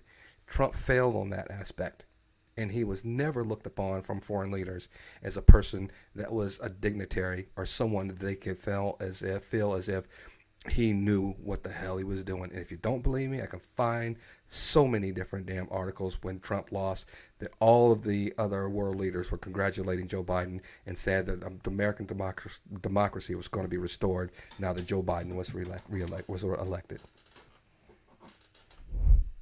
I stand down. Drop the mic. Megan, you wanna say something? Look like you're. I'm tired. Yeah, I feel you. Don't listen to Megan. Megan, Don't listen to Megan. Megan, your camera looks good. Megan is not tired. She just loves to hear me talk. Come on, Megan, admit it. But your camera does look nice and crisp, by the way. I know you got the blur in the background. This is my new camera. I can't see it. Oh, there it is. Ooh, that looks fancy. Okay. That looks fancy. Nice. Yeah. Wireless network camera. Okay. You might have to get me one of those. Well, we'll see how it looks. It's still thinking. Mr. B, I'm not a globalist by any means of the imagination, any stretch of the imagination. I'm not at all. But I think our standing across the globe matters. I mean, why wouldn't it? We should set the precedent when it comes to policies that help dictate the entire climate when it comes to relations across the globe. That's what they look for us to do. Tell me, am I wrong? Am I wrong here? Anybody? No, I mean, as a species, it's. Megan, are you able to turn up your mic a little bit? There's. Sorry. No, you're fine. As a species, it behooves us to protect one another more than it is to tear each other down. And if we go like America first and screw everybody else, that's just going to make us a prime target. And if you put all of our enemies together and then you screw off our allies, then we're sitting ducks. Mm-hmm. And then put a little turmoil in our own country. Yeah, we're prime for the picking. So, I mean, I think it's wise to make friends and to not piss people off and to not bully people into doing what we say. We do that so much. So let me ask the question to everyone in the panel. I know where some of you guys are going to be talking, leaning in your comments, but those of you in the chat, Mr. B, you included, please give me your opinion. Do you believe that there should be a separation of, because you talk about separation between personality and performance, do you believe that there should be separation of church and state? Because there's reasons why I'm asking that question, folks. But go around. Jake, do you believe there should be a separation between church and state? We've covered this before, and I've said that yes, I do believe that there should be. I mean, I know. See, that's kind of like I don't think they should bring in religion into it because not everybody's religious. They don't all share the same religious viewpoints. You got Christians, you got Catholics, you got Jews, you got Buddhists, Muslims. They don't all share the same religious views. So I think that if you're trying to, like, I know the pledge says one nation under God, but not everybody believes in that. What's that? They changed that. Oh, well, Hasn't been that way for a while. but yeah, I don't think there should. I don't think church and state should be intertwined. I think they should be keeping that separate from each other. Mostly because, like I said, not everybody shares the same religious views. And trying to think of a better way to explain other than that. That's really all I can pull out of the hat at the moment. I'm gonna throw it to my pastor Marcus, and he's my Tuesday pastor. Go on, Mr. Baptist, sing it. Let me hear Well, let me tell you how I feel right now. I'm going to tell you one thing. I agree with what Jake said, except for the part that Megan said was wrong. Right. Preach it, brother. Preach it, brother. Oh, I'm sorry. I forgot they changed it in the 50s to the One Nation Under God. Oh God, Yes, that in the was 50s. great. Mm-hmm. You guys don't I want didn't to even, hear I my didn't even get a version of it. laugh. I didn't even Hey. get a laugh from Megan. So the reason I'm asking this question is because if you're a Republican, and I know we've got some Republicans, and I'm not saying that I am Republican or Democrat. I've said this over and over and over again. There have been Republicans now who are saying that the church should dictate our government. You got Lauren Dummy Boebert. You've got Marjorie Trader Green. And you've got a bunch of other people who are on the Republican side who are just morons who just really can't get out of their own way when it comes to their own political views. And if the people in their districts are on the same line of thought, what are you doing, Jake? What did I I'm not miss? doing anything. What am I No, missing? I'm laughing at V and Bean in the comments. He said he's gonna kill me. Oh, Yeah. because he cranked up the volume for me. oh, gotcha. But it's one of those. That was funny. But I can't understand why people continually, and I hate to say that I keep saying this, Mr. B, and I'm not saying that you have drank the Kool-Aid, but why are people still drinking the Trump Kool-Aid, or not even the Trump Kool-Aid, the rhetoric Kool-Aid? And let me ask this question to the panel as well. And I'm going to use an example that just happened to me yesterday, and it involves Megan. You may not know this. So we did a live stream last night, and on our live stream, we were talking similar stuff about what we're talking about now. And after it was over, I woke up this morning and I got a comment on the video, which I've since deleted, from someone, and I don't mind. Remember, I don't know if I know the name verbatim, but I think the name was "You Don't Know My Name" or "You Know Who I Am," was the handle on the name. I don't know if you guys have ever seen that in any of the other chats you belong to. Mm-mm. And it said, "You guys always say that you're not about doxing people and this, that, and whatever, but yet you have Megan on your channel, and she has been on another channel where they dox people and do this and do that or whatever." And I look, Okay. and I didn't respond to this particular person, but I've said this before. We're all adults here, and I know Megan from as much as you can know us personal social media. I know Megan. Megan condemns all of that crap. And she has explained to me, even in detail, even more so last night as we were talking, on why she's on those channels. But that's not her story to tell you if she doesn't want to. If you don't understand it, that's not it's not left up to you to dissect or to understand unless she decides she wants to tell you. But if you don't know because you don't know the person, don't make judgments. But here's but here's why I'm saying this.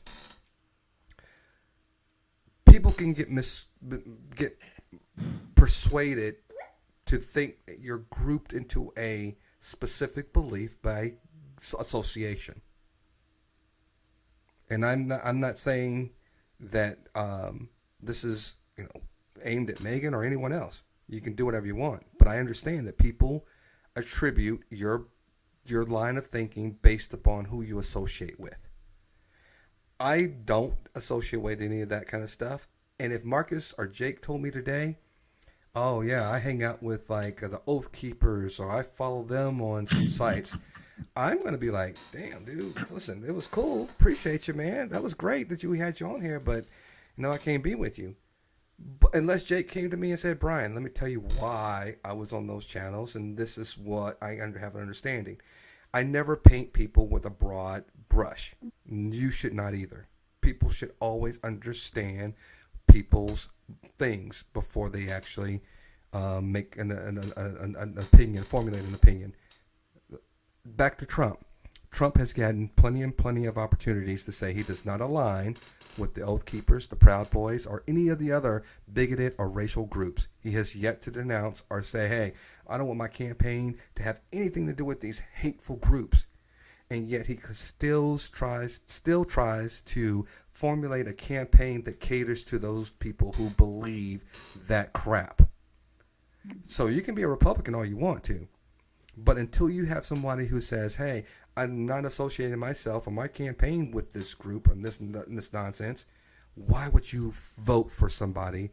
If that's not what you believe, why would you vote for someone like that?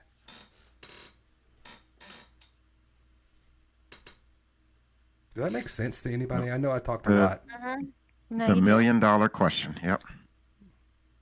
And I was trying to hopefully that I was making sure that you guys understood that if you don't understand something, you try to get that understanding, and I've got an understanding from what Megan does, and that's why she will always be a part of the show as long as she wants to be, and it has nothing to do with anybody else's show. Because if you guys don't understand it, I'm sorry you don't. I'm not. That's Megan's story to tell. I'm just telling you there's reasons why Megan's on this channel, and she always will be, and as long as she wants to be. Think in a nutshell, it's like don't judge somebody without knowing the entire story. That's what I'm getting from it. People People What's will the give you an cliche? opportunity. People will give you an opportunity to show who they really are, and believe them when they do. That's all I'm saying. Now, from what I have heard just now, I can make an assumption of who that person may have been. I'm not going to say who they might be associated with, but who are you to judge somebody for being on another person's channel, Yeah. even though that person may have done some bad things? Doesn't make you bad because you're associated with that person. If you continue association, if you've got some factual content and you know that this guy is continually doing things and there's not a real motive that you can really articulate for why you're doing what you do, then I'm on the precipice of saying, why are you hanging out with somebody that is just bad news? Because at the end of the day, our goal is to create a positive place that people can sit down and have a good dialogue with differences of opinions. And this is not about other channels. I'm not even trying to continue going down that path. This is not what this conversation is about. This is about politics and how you can formulate a following based upon someone is 100% looking for the backing of the Proud Boys, the racist and bigoted groups. And as I'm looking in the chat, I don't like the pointing the fingers, guys. If Trump is doing something that's bad, don't sit there and go, oh, wait a minute. Look at Bernie Sanders and what he did way back then. Tell me about the situation. Comment about the raid. Tell me about the affiliation to the Proud Boys and the Oath Keepers. Then we can have a conversation that means something. But don't try to sit there and say, oh, well, Trump had the experience to realize the Green New Deal was an impossible dream. In case you guys didn't know, Biden just passed the largest bill and legislation in the history of presidents since, I think, FDR or someone. I heard that. And in legislation, when it comes to legislation, Trump didn't pass anything. He didn't pass a new infrastructure bill.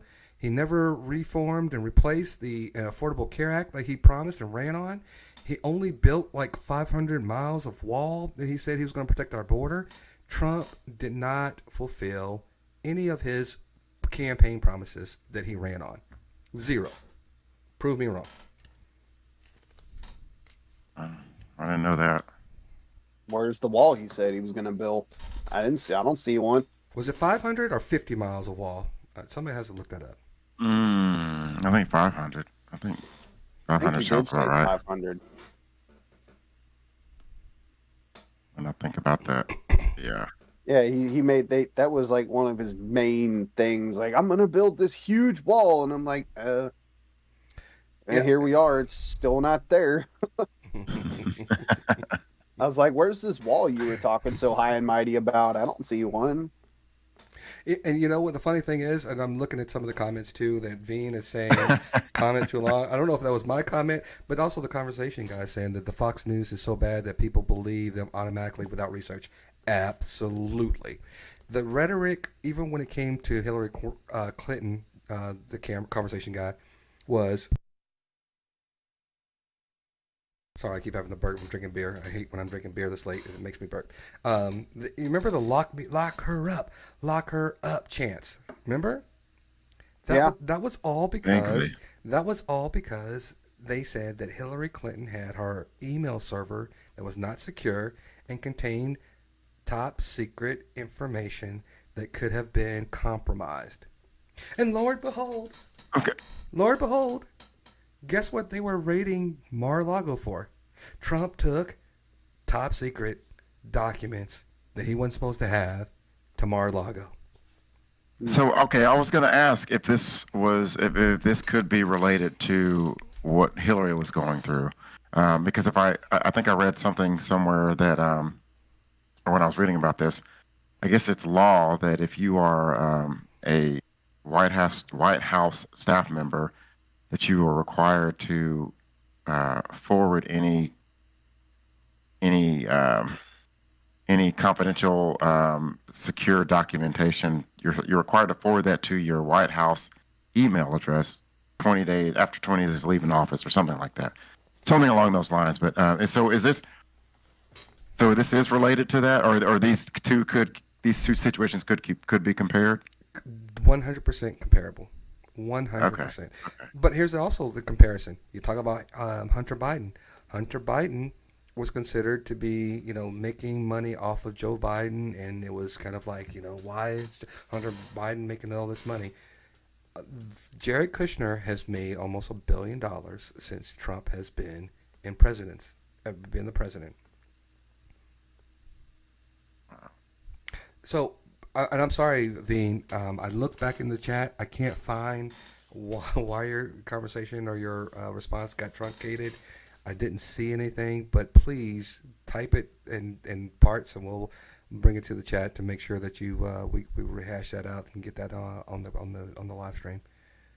But that's what bothers me, is that when you say one thing and then you do the other, but then when you do the other and you get caught and it's the same thing that you were complaining about, why are people not just sitting there going, man, this sounds eerily the exact same thing that Trump was complaining about Hillary Clinton for?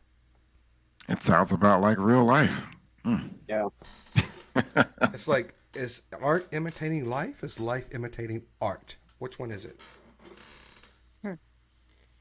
And did you see anybody watch Fox News? Because by the way, this is the funniest story, and I'm saying this because it really happened.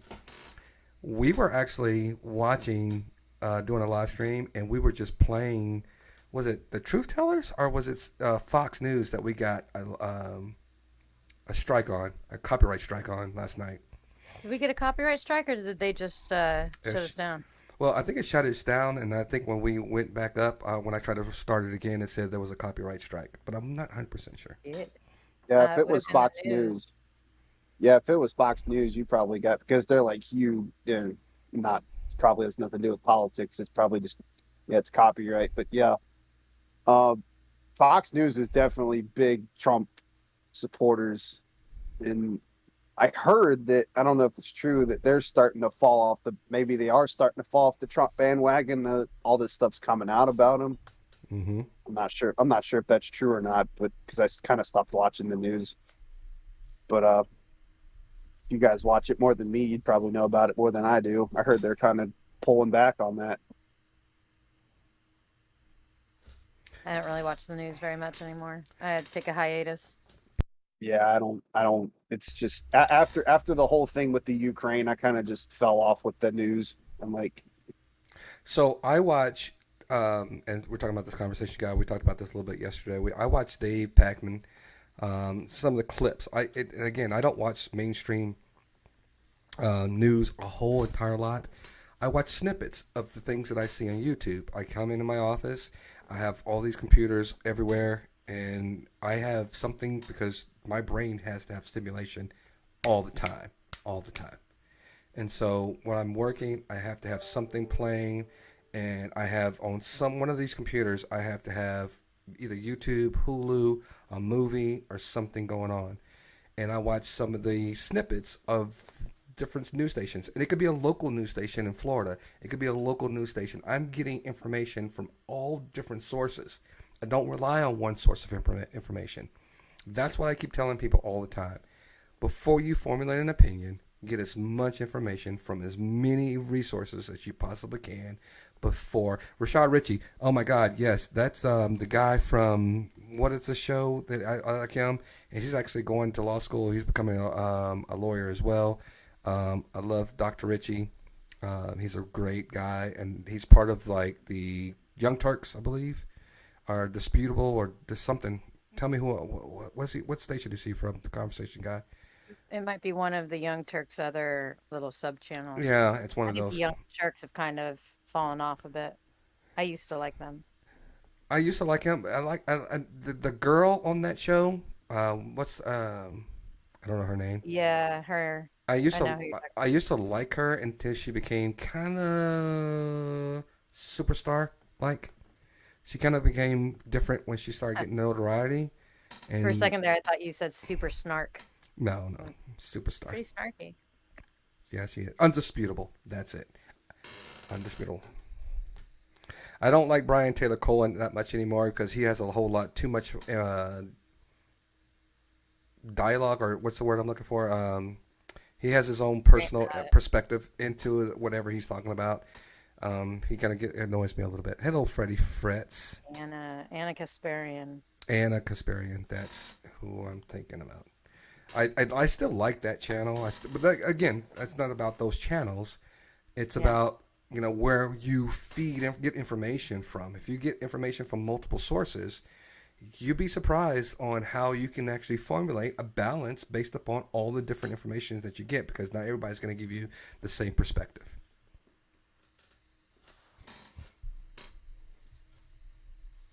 I seem like I talk a lot sometimes on these live streams, but go ahead, Jake and Marcus and Megan. Oh, sorry, I got distracted here. yeah, I'm just reading some of the chats here.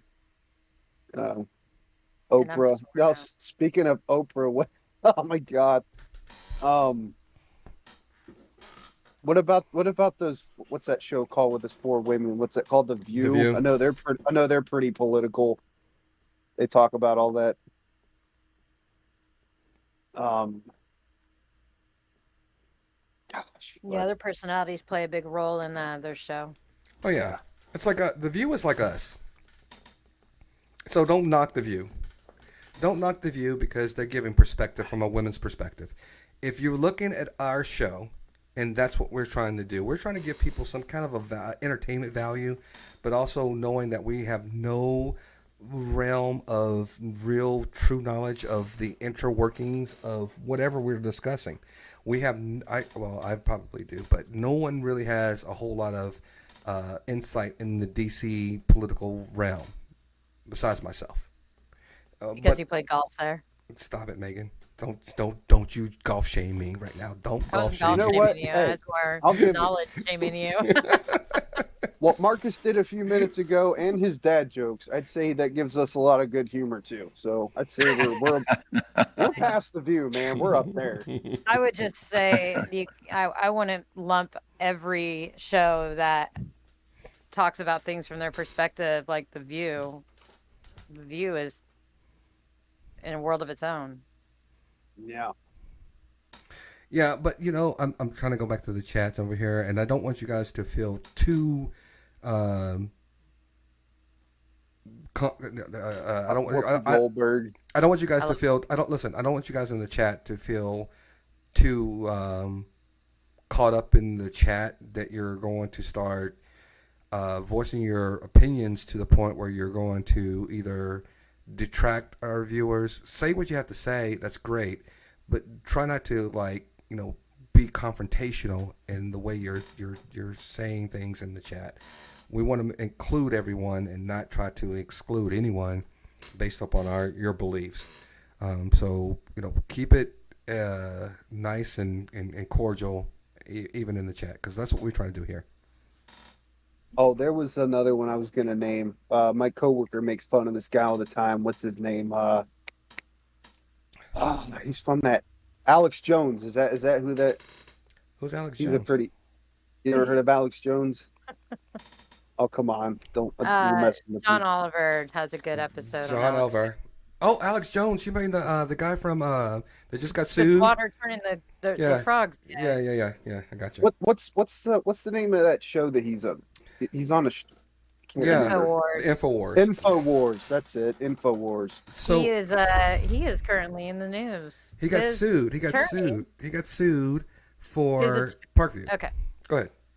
No, Tell a story. It gets funnier. Yeah, tell a His story. attorney mistakenly turned over his entire phone record showing his lying and everything, and he got called out for it on camera, and he was just like, it was so I funny. did see that. You should bring that up and see if we can find that video, Megan, and we'll play that right now. If you can find it. If you don't feel like it, I could try to find it. Copyright. No, because I think other channels probably saw it, and all we're gonna do is just play that one little expert when he was like, That's a good idea. If you want to look it up, because okay. I'm beat. And by the way, Mr. B, I am not insulting MAGA people. We're just more. I keep telling you, if you are a MAGA person and you drank the Kool-Aid, tell me why. I'm interested to know your thoughts on why you believe what you believe in. I'm not trying to insult you, and if you feel that is what I've done, I apologize. I am trying to just get an understanding on why people view things differently than I do. When I know that I have gone through certain amount of investigative journalism, even though I'm not a journalist, but I play one on YouTube, I've gone through and seen so many different perspectives that I can't, in my mind, understand why people still believe in MAGA and Trump. It makes zero sense to me. My brain is just fried trying to dumb it down enough. I probably shouldn't have said that. I was being snarky when I said that. I apologize. But I'm trying to bring my brain down enough in order for me to understand why people believe what they believe when it comes to Donald Trump. That's all. Yeah, that wasn't a backhanded. It was. I know it was. I did it on purpose, and I had to tuck myself off that ledge. Just apologize. I mean, that's the whole point of discourse. And I don't know, part of the reason why I do go on that other channel that people give me such hell for, I actually put it in writing in a comment to somebody making a comment about me being there. And I think that's probably the best way I have articulated it. I can read that comment later, though. Well, I was gonna. Well, if you want to look for it, I'm going to look for that. Oh no, clip. I haven't. Oh, you got the clip or you have the comment? I have the comment. Okay. Because I wrote it. I typed it out before I put it up. Okay. So, do you guys want to see Alex Jones reaction. Poop his pants on live TV or on TV? Yeah. Totally looks like he did. What, when you said that he pretty much exposed himself? His phone, you said that he exposed his phone record on live TV. Look No, at the attorney when the prosecutor is saying all this. He's just like, I'm gonna share. I think this is the clip. I hope this is the clip, and I hope you guys can hear this because it's hilarious.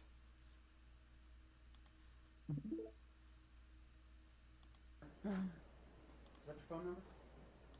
Yes. Whose messages are those? Whose phone is this taken from? you gonna fix the screen? Yeah, Good. gotcha. I don't know which one's taken from. Did you know that 12 days ago, 12 Volume. days ago, your attorneys messed up and I'll be sent back. you Hold on. an entire digital copy of your entire cell phone with every text message you've sent for the past 2 Oh. years, and when informed, Oh. did not take any steps to identify it as privileged or protect it in any way. And as of 2 days Oh. ago, it fell free and clear into my possession. And that is how I Can- know you can the lied chat to hear me when you said you didn't have text messages. I think so. from Sandy Hook. Did you know that? I told you the truth. This is your Wow. Perry I Mason can't moment. hear. I gave them my phone, and Is that better? Jones, you need to answer the question. No, Did you know this happened? A little bit, no, I yeah. didn't know this happened. But I mean, I told you I gave them the phone over. But just And you answer the said- question. Watch his face. You know what perjury is, right? I just want to make sure you know before we go any further. You know what it is. Yes, I do. I mean, I'm not a tech guy. I told you I gave in my testimony the phone to the lawyers before, or whatever, and so you got my phone, but we didn't give it to you. No, Mr. Jones. Got my phone, but you didn't give it to you. And please remember, if you need to assert the Fifth Amendment, you can. I need to know that you can do that. But you testified under oath previously that you personally searched your phone for the phrase Sandy Hook, and there were no messages. You said that under oath, Yes. and you lied when you said it. No, I did not lie. Why So, they have it? Why they had it right there in front of his face? Damn. So he said he searched his phone for something, but he didn't find it. So let me help you guys put this in perspective, if I Yeah, may. because I didn't hear it. Judgment Day is hitting Alex I missed Jones it. I'm hard. sorry. I've told you we're covering this case because it matters for Hold on, sorry. That was a different video that came up. So let me tell you guys why this matters, because we do discovery all the time in the nature of my business. Someone says, hey, we're going to sue this company, we're going to sue this entity, and we need to pull records. So the attorneys on our side say, hey, we think it's frivolous, we think it's this or whatever. But we have to pull information of all the correspondence, because and by the way, even if you delete stuff, guys, it's not deleted. Just let you know.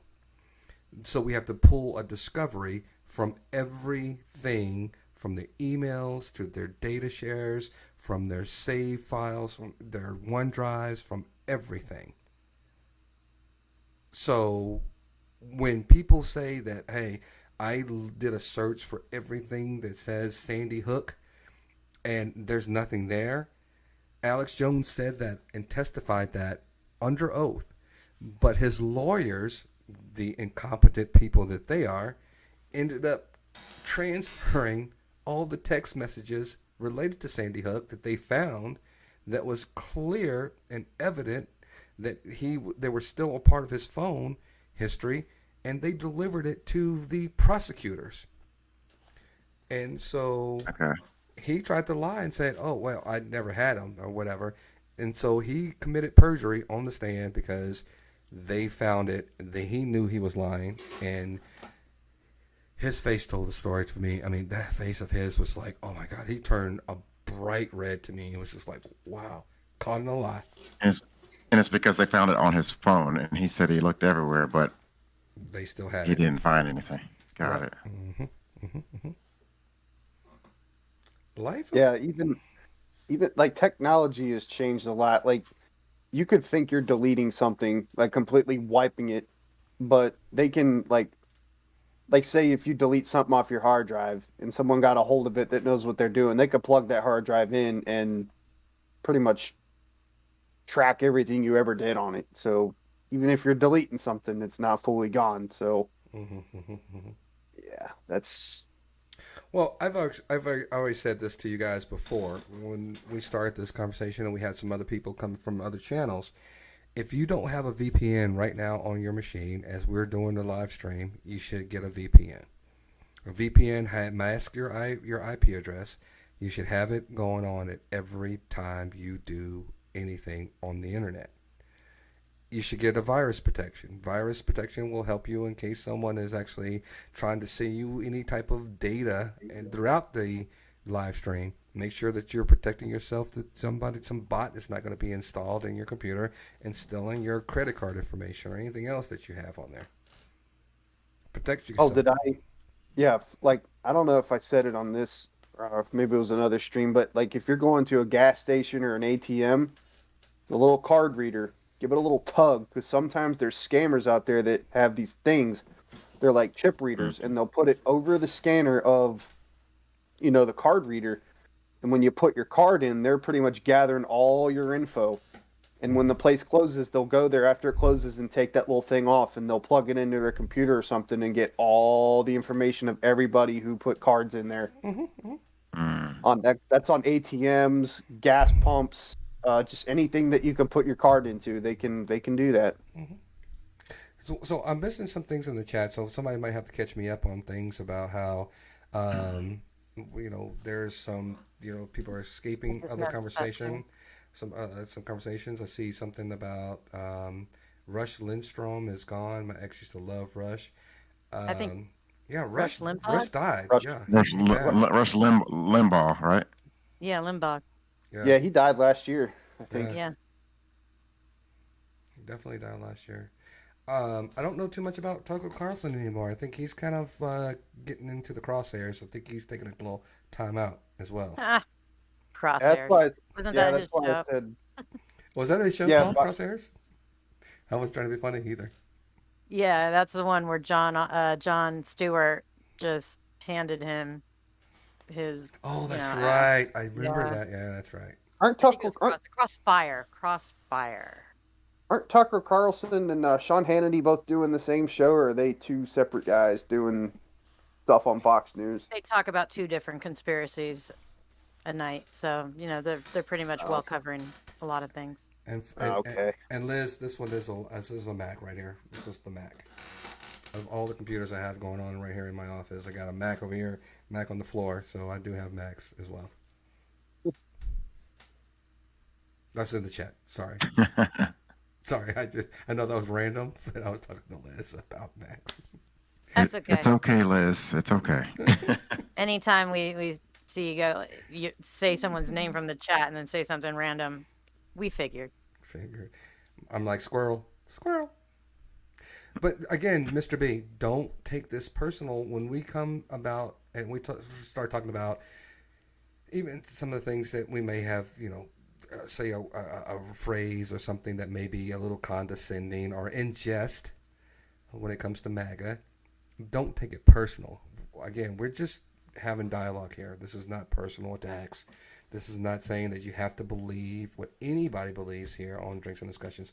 We're not even trying to persuade Jake to think or feel or vote a certain way. But if you come on here and I'm saying something about a conversation that I really am interested in and intellectually would love to be stimulated on that conversation, do me a favor. Humor me. Give me some intellectual conversation, even if it's in the chat. Don't come in here and bow down and curl up into a little ball because I say something that you don't agree with. Challenge me in the chat and into intellect, and let's start there. But don't shy away just because we say something that you don't like. How was that? Anybody like that? Was that a smart moment there for me too? I kind of like that. I like it. I like that. I like it. I like that soliloquy there. It kind of made me feel like Stephen A. Smith there a little bit. Without the yelling. I don't think I yelled. You just need that. You just need that video of Shia LaBeouf sitting in the theater clapping solo. Then he stands up and I wish I did have that.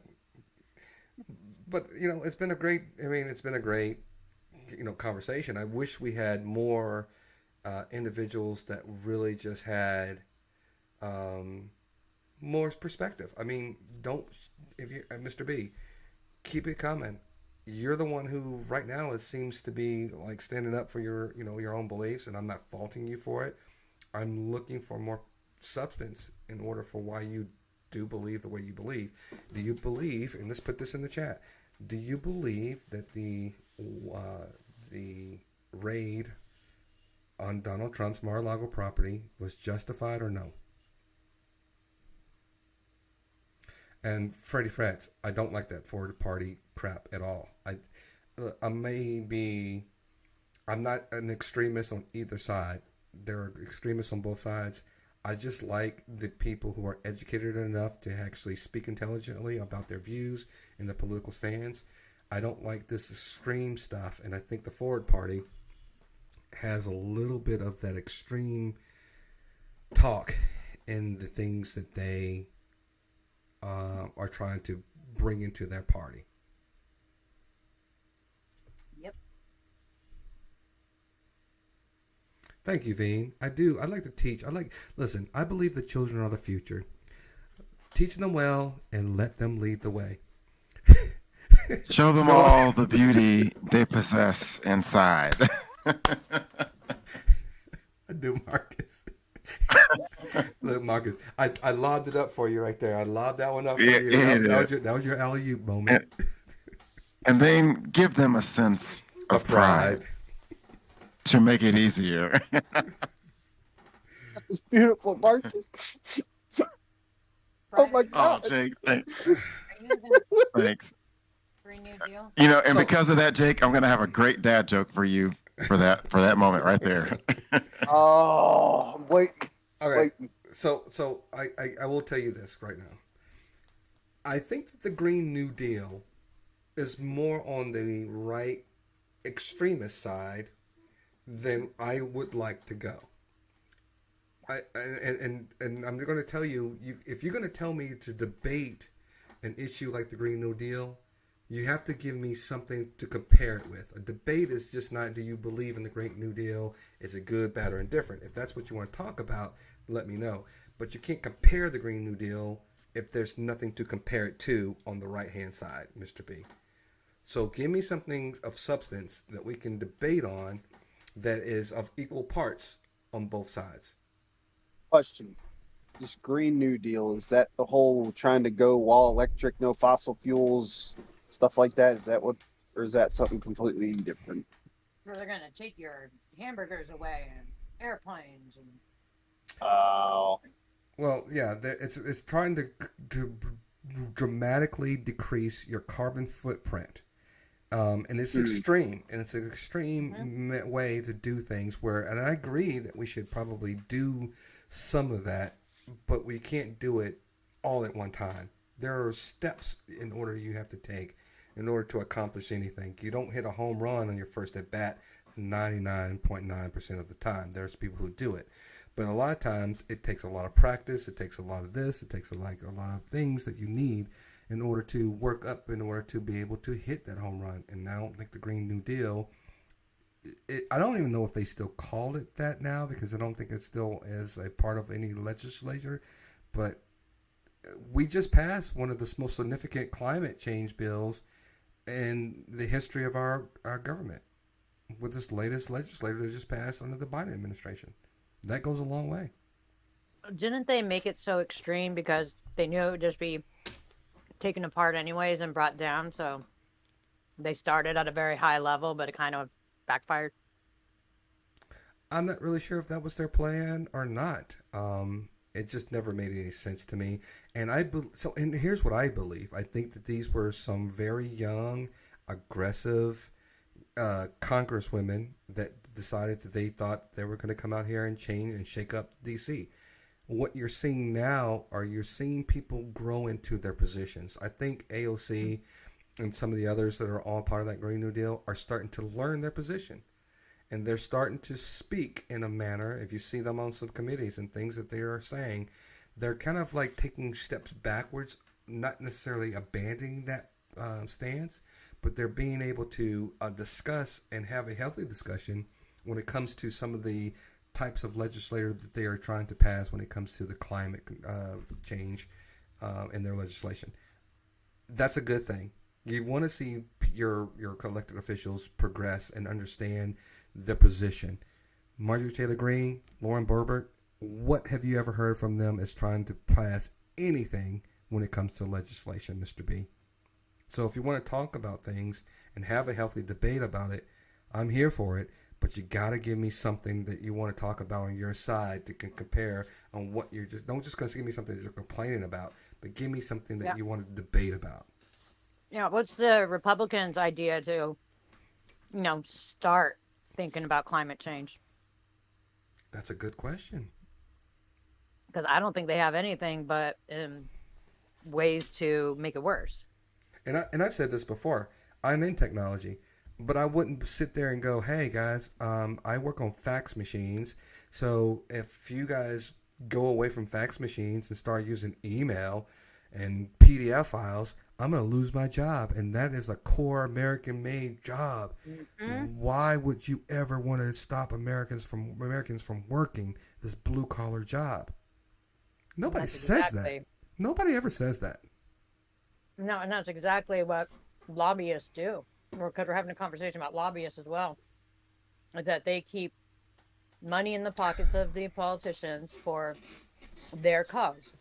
And their cause is the auto industry, the plastics industry, fossil fuels. I mean, all of that. So, okay. That's why. Mm-hmm. What? No, go on. I was going to say something about the chat. Go ahead. I was going to say that's why we don't have a mass public transit like other countries do, because the auto industry is like, hell no, let's build more highways, get more cars out there. Mr. B, you should come up on the panel and debate this. I'm with you. I'm with you, Jake. I don't think it's kind of productive in the chat. Maybe you should come up on the panel so we can hear your voice and kind of get your standpoint. Because the Green New Deal is not the Green New Deal is not part of any legislation right now in the House. So the Green New Deal is a pipe dream for some Democrats. Why would you want to debate something that is just a pipe dream, not a part of any bill that's trying to be passed right now? So if you want to give me something of more substance to talk about, or if you want to have something specific or you wanted to debate about on the Green New Deal, I'm here for it. I don't shy away. Anybody on this panel?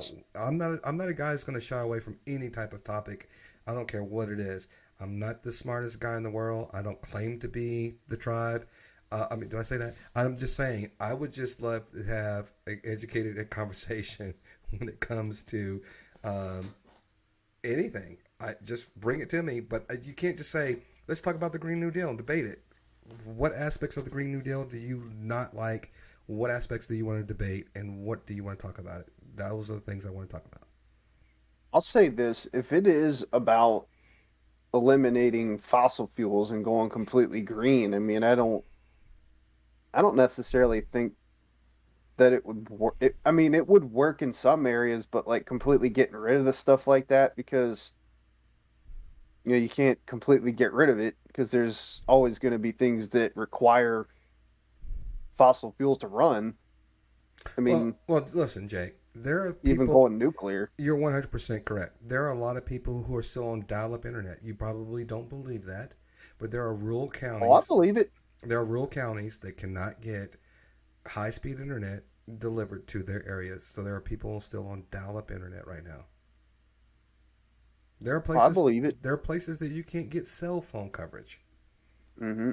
So your question and your stance on that we can never be rid of fossil fuels is 100% accurate. But here's the problem.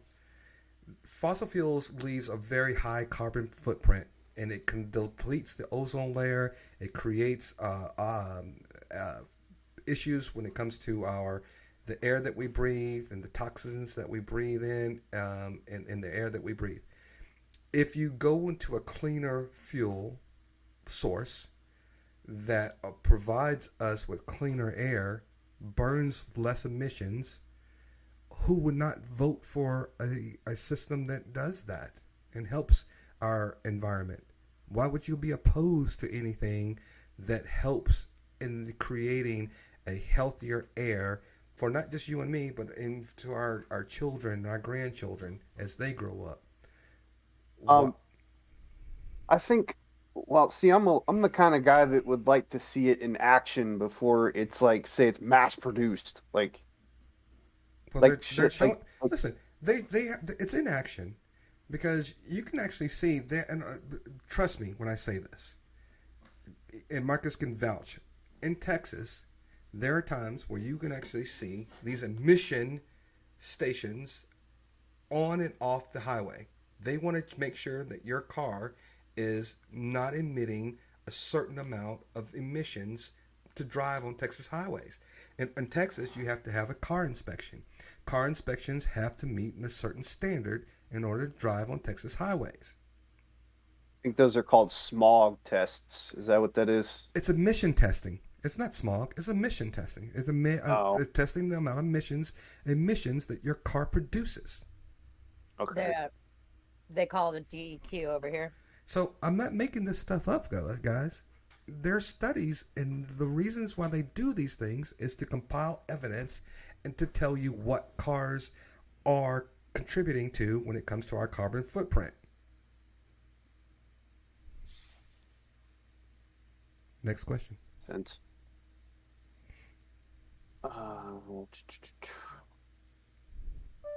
Pretty much it for me on that. And listen, I get it. I have a nephew. My niece is married to someone who works in the oil. He's onshore, used to be offshore oil drilling. I get it. There's a lot of blue collar jobs that drilling for oil, natural oil, actually creates. But just because you drill for oil doesn't mean that you can't find another job that does something that will provide for your family. Just like it did for me when I was working for a company that was working with Windows 3.11. I don't know if you guys remember that. That was one of the versions of Windows that had worked on DOS systems and blah, blah, blah. I'm not going to bore you with that kind of stuff. But you have to progress in your career field. Nobody wants to still continue making fries at McDonald's. You want to progress to the hamburger machine, the hamburgers. Then you want to progress to be a supervisor or a manager, and then hopefully you want to get a franchise of your own. Nobody should ever be stagnant and feel that they're comfortable in the position in the industry that they live in. Our Americans should be used to progression. That's the whole nature of our society, is to progress and build upon the technology and the things that we have right now and make them better. And I mean, really, the emissions and all that doesn't even take a big dent out of the problem. Right. The problem comes on Also, such a much bigger level that's like paper straws. All right, it's great, but what about the rest of the plastics industry? I mean, plastic straws are not doing as much damage as like even to-go containers, but that's still nothing compared to all the other stuff we make plastic out of. Right. also, Plastics forever. I did want to say this. It's like I did hear something about the president being like, if you want to spend less money on gas, you should go completely electric. But it's like you're telling this to people that can't go out and buy an electric car. It's like why don't you make those cars a little bit more affordable? Then hey, I'll buy one. But it's like I don't have what's a brand new Tesla go for these days? What, like $45,000. Yeah, I don't have 45 grand just to lay out for an electric car, so I'm gonna be stuck with. That's the beginner's model, $45,000. And electric Wow. has its own problems to the environment. Yeah, because you got all these charging stations that you got something powering those. They're not just running off a battery. Mm-hmm. And also, like, say if you're just driving out in the middle of nowhere, no charging station, and your car dies, you got no cell service, you can't do nothing. No, Then what? No, I mean, the same thing can happen with a gas car, but Look, hold on a second. Let me talk you off that ledge real quick, Jake. But then let me also talk to Mr. B, because he asked me about what phenols are or whatever. I don't know what that question was. I think phenols has something to do with coal or something. So I'm not really sure exactly what that is about. But if you want to explain it to me, let me know. But to Jake's perspective, the time it takes to full charge a Tesla is about 30 minutes. And sometimes when you are sitting there and you're on a road trip, and a Tesla can get you anywhere between 280 to 300 and something miles per charge. In the history of all cars, you can say this about gas or electric vehicles. There's always an idiot that's going to run out of gas. There's always an idiot that's going to run out of battery charge. It's just going to happen. So it doesn't make a difference. Go ahead, Marcus.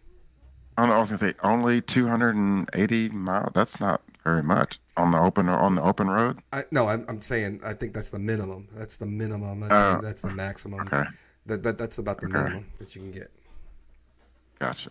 Yeah, before I was able to, I was gonna say, like, that could happen with a car that runs off gas. I mean, you could be stuck either an electric or gas car, but it may be a lot more than that. I'm just kind of throwing my without looking it up and having it readily available to me. I'm just giving you my what I think I have seen that's a minimum amount of mileage that you can get on one charge. Like, I'm not opposed to using Teslas. I mean, they look pretty neat. I mean, you actually would be saving a lot more money in gas. But, with every product, there's pros and cons to everything. So. But when did we become a society where we just didn't give a damn about our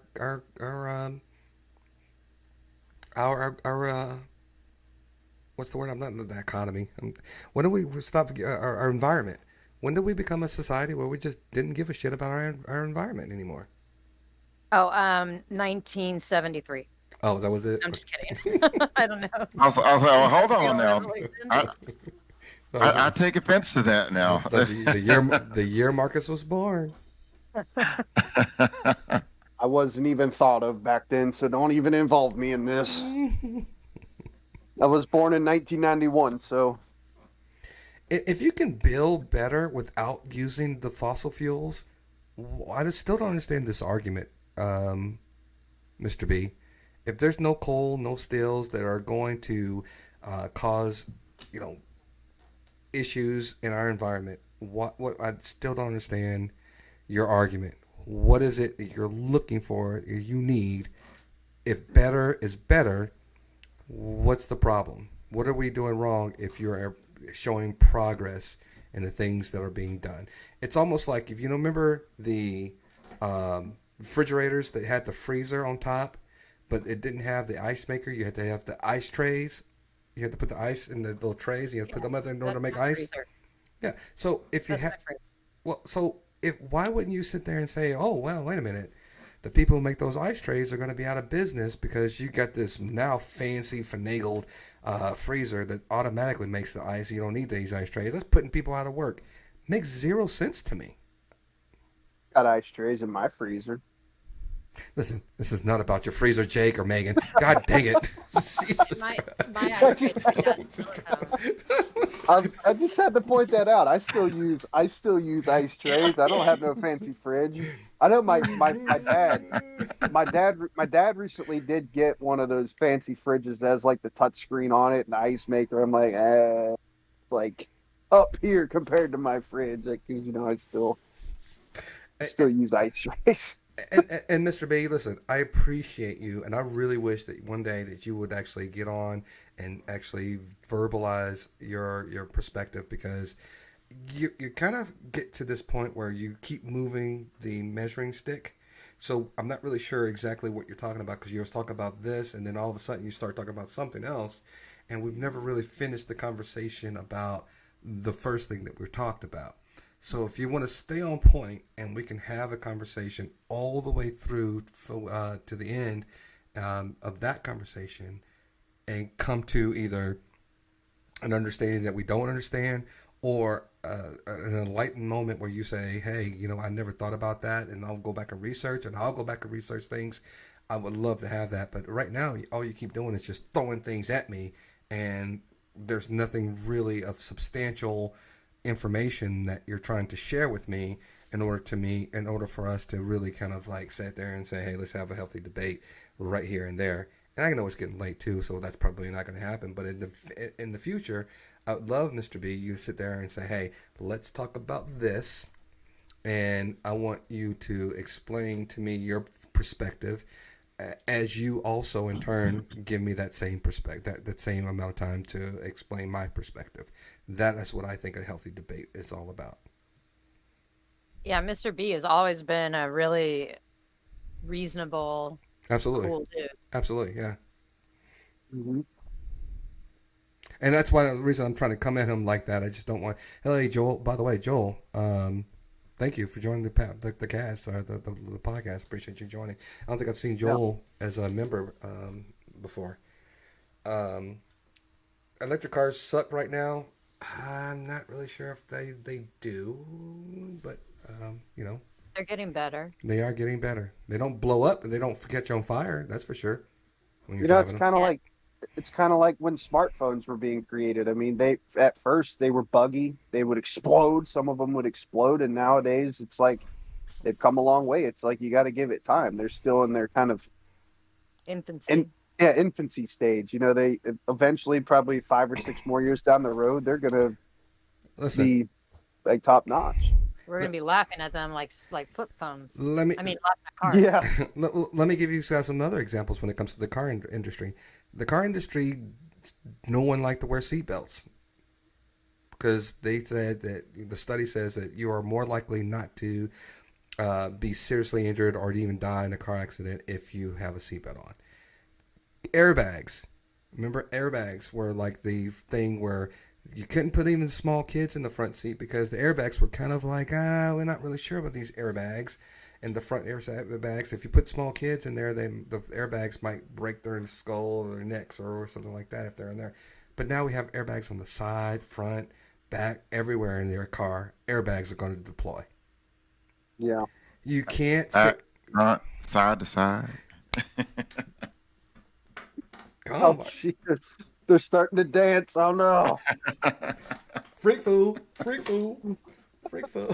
Freak fool. All right. Sorry. Apologize. Sorry about that. Sorry. Just don't ask me to dance. I don't dance. See? Every party has a dance break, right? Why not? But you know, but anyway, guys, I don't want to keeping guys on there. We've been on for 2:45. I want to get on to.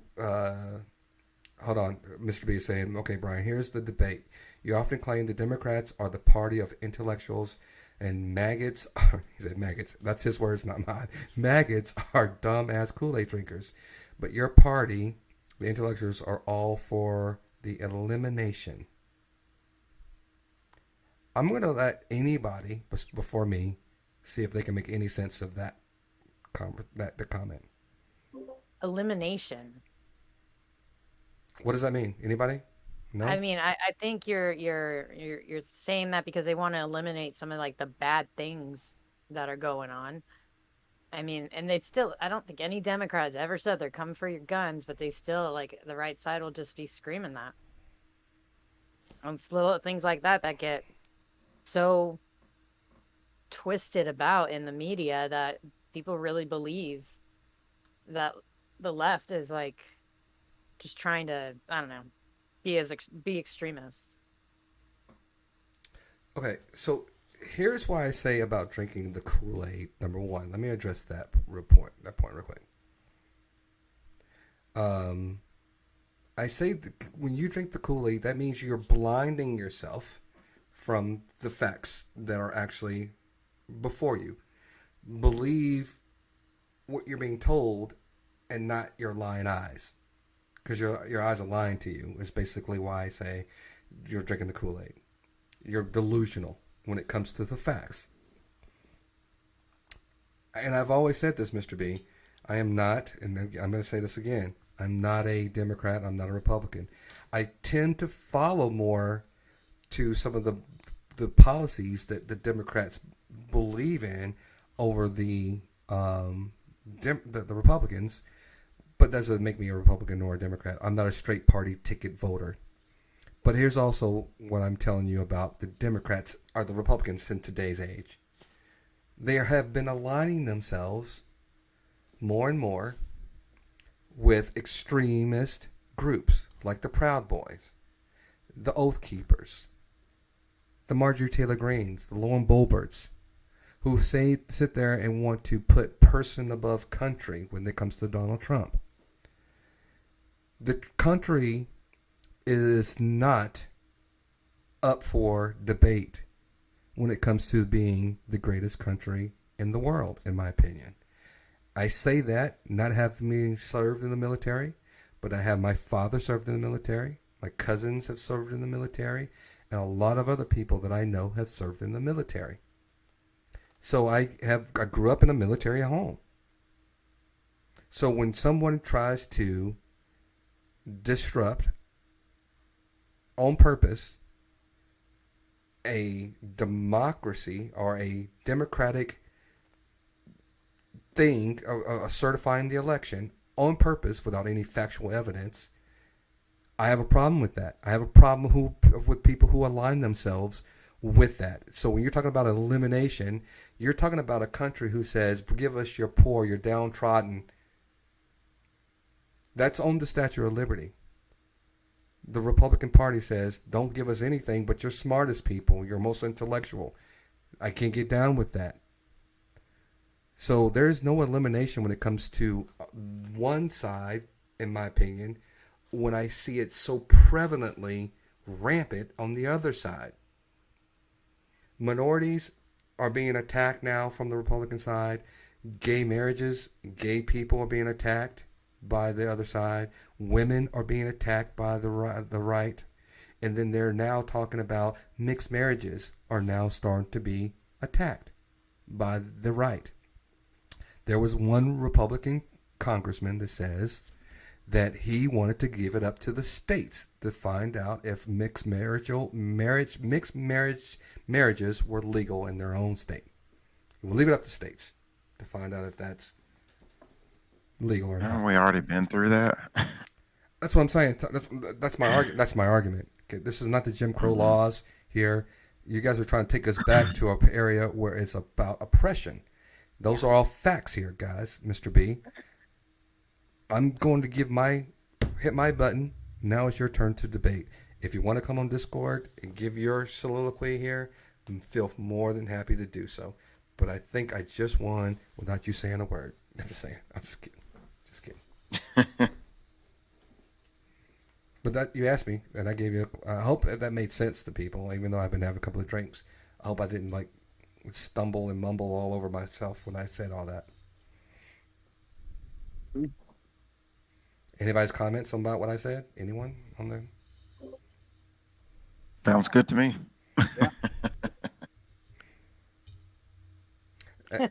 Lola J. Expecting a little bit more from us. Republican voters want insulin to stay high. Republican voters want insulin to stay high?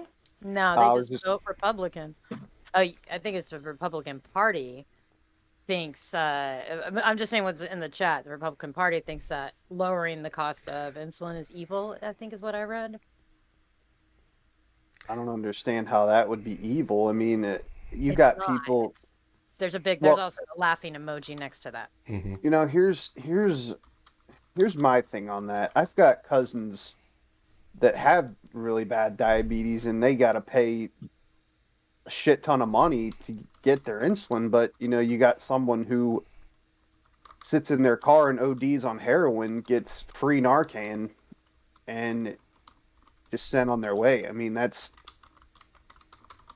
I think that maybe those people should have to pay to get Narcan, and maybe the cost of insulin should go down.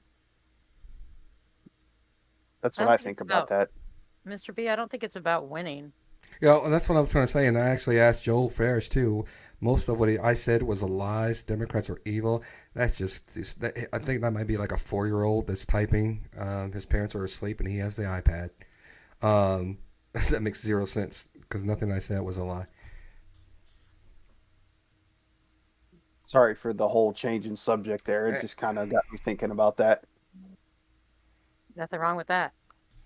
We just got dragged into it by the Yeah, chat. yeah, we were just like, the chat kind of started getting a little crazy on us a little bit.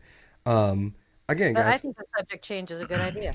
I think so too. But I'm also just making sure you guys understand this is not coming from. And Mr. B, you asked me a question to debate you on, and then when you ask me a question to have and give my stance or my perspective on, and I do it, don't go and cower and say you have nothing else to say and I won.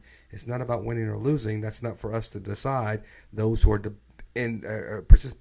participating in the debate, the debaters shouldn't have a say so on who wins or loses. The people who are listening to our debate can sit there and say, "Hey, I agree with this person more so than I agree with the other person." And I think you just kind of went the cowardly way out by not responding to what you even asked me. Valid point. Sounds like an argument with a spouse or a significant other. Or an ex-spouse or ex-significant other. How about that? Ding, ding, ding, ding, ding. Ding, ding, ding. Okay. On that note, let's get to it, folks. Let's get to it. Because I told Marcus I had one for him. We always try to make it. Liz said that she told the chat if they don't behave, she's going to stop the car. And it's an electric car. You don't even notice it's Stop the car. Real quick, Mr. B, if you're not afraid to debate Brian, why do it in the chat? Just come on the panel and let's just talk. Let's talk about it. Let's just see what you guys have to say. You know? You're not ridiculed here for disagreeing. We're trying to. I know. This We're is a not calling safe you space. a coward. Yeah, we're trying to give you an opportunity to explain yourself, explain your side of things, Yeah, really. I'm telling you not to be a coward. I'm telling you don't be a coward and get out here and just, you started this and say you want to have a debate. That's plain and simple. Nobody's arguing. Let's have one. I Heal the world. Make this a better place. Marcus needs a drink. Oh, there we go. Marcus needs a drink. He got that about to raspy say, voice. We're not ridiculing people here. We're having a discourse. Hey, It's just no one will come up on panel and talk to us about it. So it sounds like it's an attack. yeah, sometimes things can get misconstrued through texts and just text words. So it's better to hear in your voice if you want to debate. That's the best way to do it. Just talk. And listen, let me be honest with you guys in the chat. If you've got a wrench, please don't block anybody. No one has done anything that deserves a block, in my opinion. He's Block people. he's talking about blocking, doing the personal blocking, where you can't see a person's comments. Which I was really hoping this chat would never be like that. That people would be so annoyed as to completely block somebody. I mean, I really thought this was kind of a decent back and forth.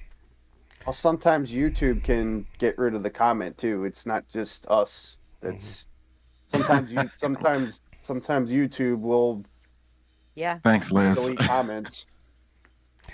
And listen, we can keep going on and on, especially Lola J's getting in here with the start by, what did she say? Not killing babies or... Oh, Joel Ferris says, start by not murdering babies. How about that, Joel? Ferris said that. And Joel, listen, hold on, time out. I'm not going there. I'm not going there. But Joel, just let you know, a human being, a heartbeat does not make. There's so many organisms, so many organs that help make you become a baby. So Joel missed that conversation. You just might want to simmer down before you start talking about babies. A heartbeat does not make a baby. Just saying, we are a multi-organism species. One organ does not make us human. So step down off that ledge, get back in that window, eat you a ham sandwich, peanut butter and jelly sandwich, and rethink your stance, sir. Or watch the video, the live stream that we've already discussed this instead of trying to bring up a topic that we've already touched on. Exactly. And otherwise, we would just be doing the same topics all the time. You got 4 intellectual people in here that can talk to you, anybody about anything. So we're not shying away from it. Yeah, Marcus. Joel, I love how you are trying to start something here, but we're not going to take the bait. Yes, true story. We're on neutral ground here. Yep. And we've already had this debate. Mm-hmm. Mr. B, is that really Brian arguing with himself? I think so. I get it. Brian, figured it- I is figured it out. Is that creative of a mind? I figured it out, What does Brian. that mean? Some whiskey and 3 beers later, he's arguing with himself. He goes. They're like his wife and Right. baby boy are asleep, and he has nothing to do, so he's just gonna sit there and talk to himself. I get it. I agree. I get it. You're over there typing with your toes on the other computer. Wait a minute. And by the way, Liz, a soul doesn't make us human either, because if you die, your soul goes to heaven. You're not a human when you're in heaven, right? A soul does not make you heaven. I can get on religion, by the way, too. I'm just saying. I can get on any topic you guys want to talk about. I'm just not going to do that anymore. I'm just going to stop all of this because I get drug into some of this stuff. He's trying to bait us. Hey, they really And are. it's not going to work, Joel. You can call us names. You can be mean and shitty. And Come you know, we on, do believe in Joel. free speech. We do believe in free speech, but we don't do the attacks here. So if you want to continue attacking like that and doing name calling and such, we will block you.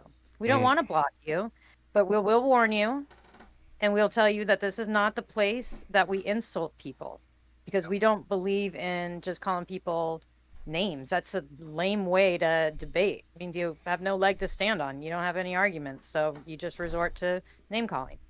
So this is your warning. You may continue talking like that, but none of us will be able to see you. Wait, hold on. At the door. Can we block Liz for calling me 2JW? Nope. Damn it! We can't. We don't want to block Liz. I like what Lola J said. In the words of Smokey the Bear, only you can prevent forest fires. And listen, Joel. If you just start being on or coming to our chats here, and you don't know what our stance here is, why don't you come in and have a discussion with us so that we can really articulate what we believe in? And just because we're a Democrat or you feel that we're Democrats, which we are not, It's a sock account. I want you to understand what we are actually trying to articulate when we say some of the things that we're saying. This is about a meeting and gathering of minds together of all differences of differencing of opinions and perspectives. So let's just all try to say it in a way that's intellectual, and that we could all say it in a way that we're not being talked over or not understanding each other, and have a little common ground here. Yeah. There's also, you can go through the videos and watch the live stream where we already debated this, and watch it and see what our viewpoints are. And then if you don't like it, then you don't have to keep coming here. If you actually believe that that's the kind of people that we are, I mean.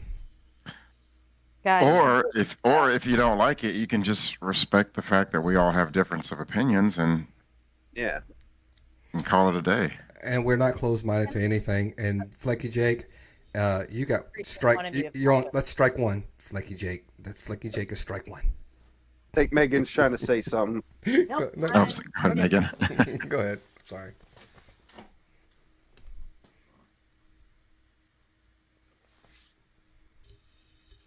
Go ahead. Go ahead and talk, guys. I'm done. I'm so frustrated. Oh, I was just. I heard you trying to say you were wanting to talk, and I'm like, all right, let's let her. One of you Well, says maybe, every time. I'm sorry, Megan. I'm frustrated right now, so I'm just gonna shut my mouth. Megan, you got the floor. Come on. Go ahead and say what you're going to say. All I was gonna say is that Joel person is very familiar with who we are, and that's a sock account.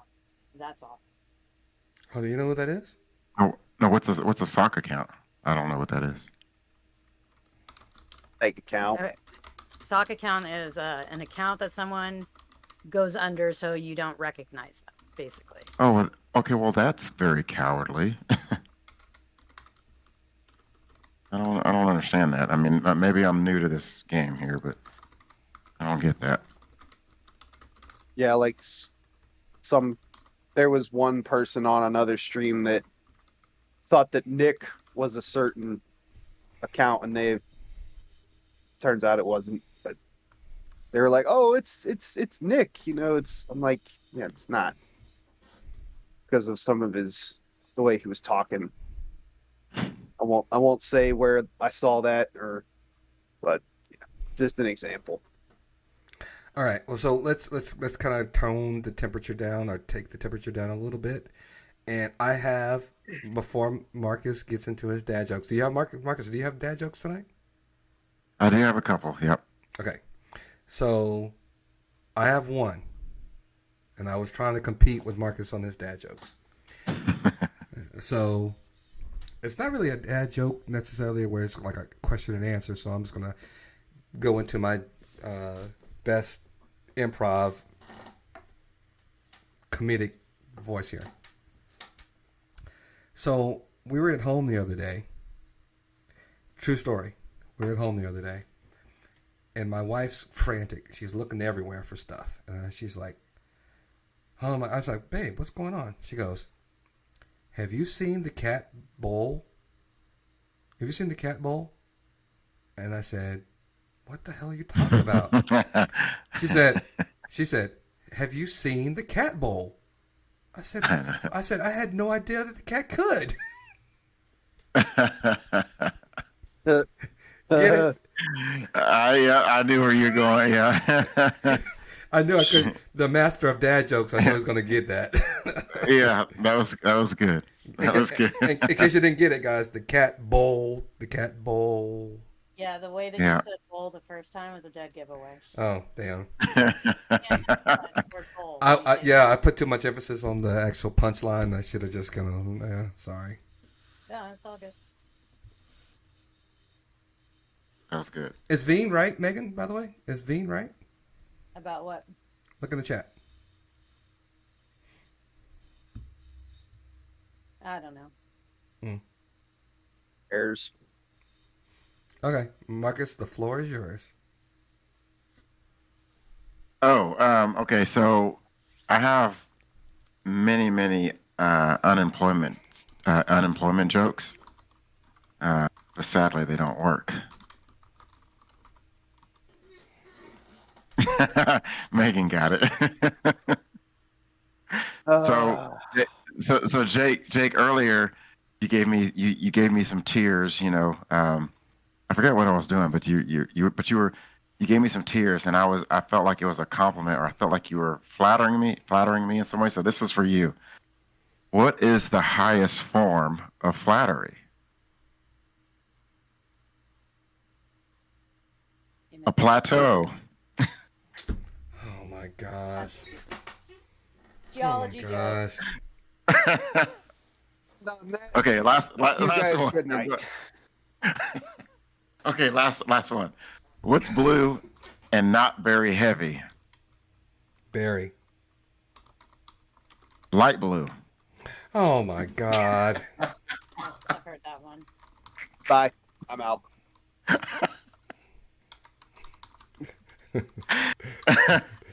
Marcus wins again. Oh my God. All right. Let's go ahead. Before you go, Big Jake, give us some final words before we head out of here. Same as usual. Just stay happy, healthy, and safe. As I always say, no matter what you're going through, just keep whatever knocks you down. Just keep getting up, fighting that good fight. Keep rocking and rolling, just like me. Sometimes life's hard, but you need to just strap down and keep moving. Keep it moving forward. Keep it moving forward. Mm-hmm. Miss Megan, a rough day. I get it. We'll talk about that a little later. But any parting words for our viewers tonight? Just be kind to each other. Sorry. Be kind to each other.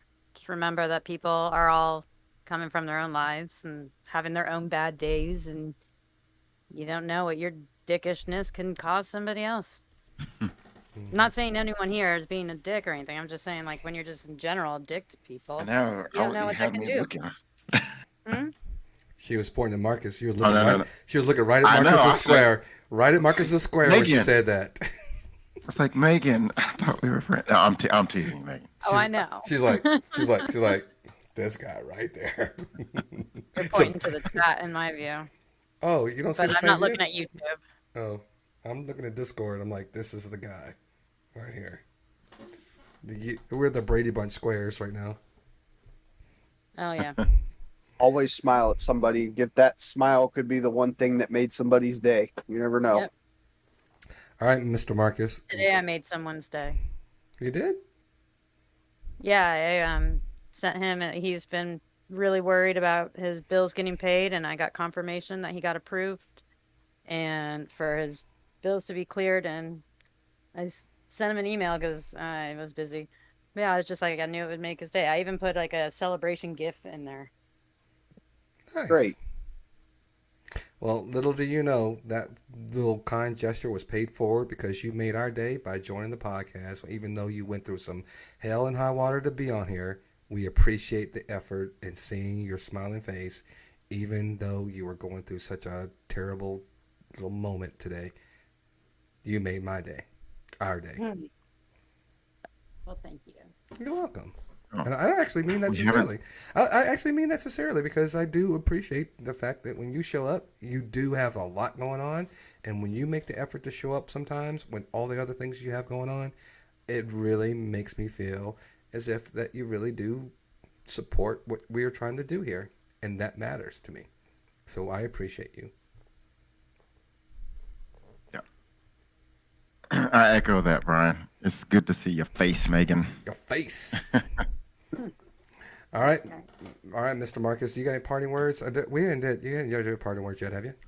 Yeah. No, I haven't. But that's all I got. No, I was a little pissy to start the show. I might still be a little pissy, but I'm pissy with a smile now. I just want to say I appreciate everyone who actually takes the time out of their Tuesday to come and share with us when we just talk about fashion or we talk about some of the most trivial or just some things that just not everybody thinks it's worth having discussions on. Those are the discussions I like to have. And if you think that we're coming or I'm coming to you guys in a way or a manner in which it feels as I'm isolating a specific point of view or perspective, I am here to tell you I am not. I welcome all types of thoughts, all types of perspectives, all types of opinions. I'm not here to make us to seem like I'm the smartest person in the room either. I'll sit down here and shut up sometimes just so that you guys have a platform where you can articulate your stance or your opinions or your perspectives. So if I need to be muted for a good 5-10 minutes or whatever you guys need to do, if you want to come on this panel to articulate your stance, or if you want to have a healthy debate with me or anybody else on the panel, please feel that you are free to do so. There's no talking over each other. There's no screaming. There's no, at the end of the day, in case in point, if you weren't watching the chats, Mr. B and I are now talking about grilling and things that we are used to talking about. So we can have a healthy debate, maybe not even get along with some of the things that we're talking about. But at the end of the day, before you leave, that's what we do the dad jokes with Marcus. We want to make sure that we all still leave from this podcast friends. We're still going to remain friends. That's the goal, and I don't want that ever to change. So I appreciate everybody. I appreciate Liz for being late once again. I appreciate I appreciate Trey for not showing up once again, and everybody else. I appreciate you guys. I'm not going to name you guys all by name, but I appreciate everybody that joined the chat, and I appreciate the panels. Megan, Big Jake, Marcus. I appreciate you guys for being co-hosts with me. I could not do this without them. And we hope to see you guys again. By the way, Again, if you haven't seen the other channels from Drinks and Discussions, please go to our homepage on YouTube and look at the very bottom. There are channels down there. I don't think anyone has actually said any critiques about my movie review yet. But if you go to the movie, the Drinks and Discussions movies, it's down the bottom of the page, and you see my review of the movie, please let me know your thoughts. I am going to get better, hopefully, and I'm trying to work some things out as well. So um, I need some critiques how I can make it better. If I need to bring other co-hosts on there, I know Megan loves movies too, so we may have to bring Megan on there, and we can and Jake. If we can all have some other perspectives and do that, it won't be live. We just have to record them and create content. That was the hardest part for me today, was just trying to create the content. I'm game. But I if love movies. let's do it. I just put a lot of my movies on the list. On the list for me to watch? I've listed my movies. Oh, wow. How many do you have? I'm not even done listing them all. Oh, damn. Okay. And I haven't counted. A Well, lot. well, thank you. Again, Veen, Mr. B, Silly Wabbit. There's a plethora of other people. The Conversation Guy. Thank you as well. I apologize if I didn't get to everyone else. But again, thank you again for watching Drinks and Discussions. I hope to see you guys next Tuesday. Any other channels we'll announce as well on this channel, so that you can go out and follow those channels. Look for sports in particular, because that's coming. And outside of that,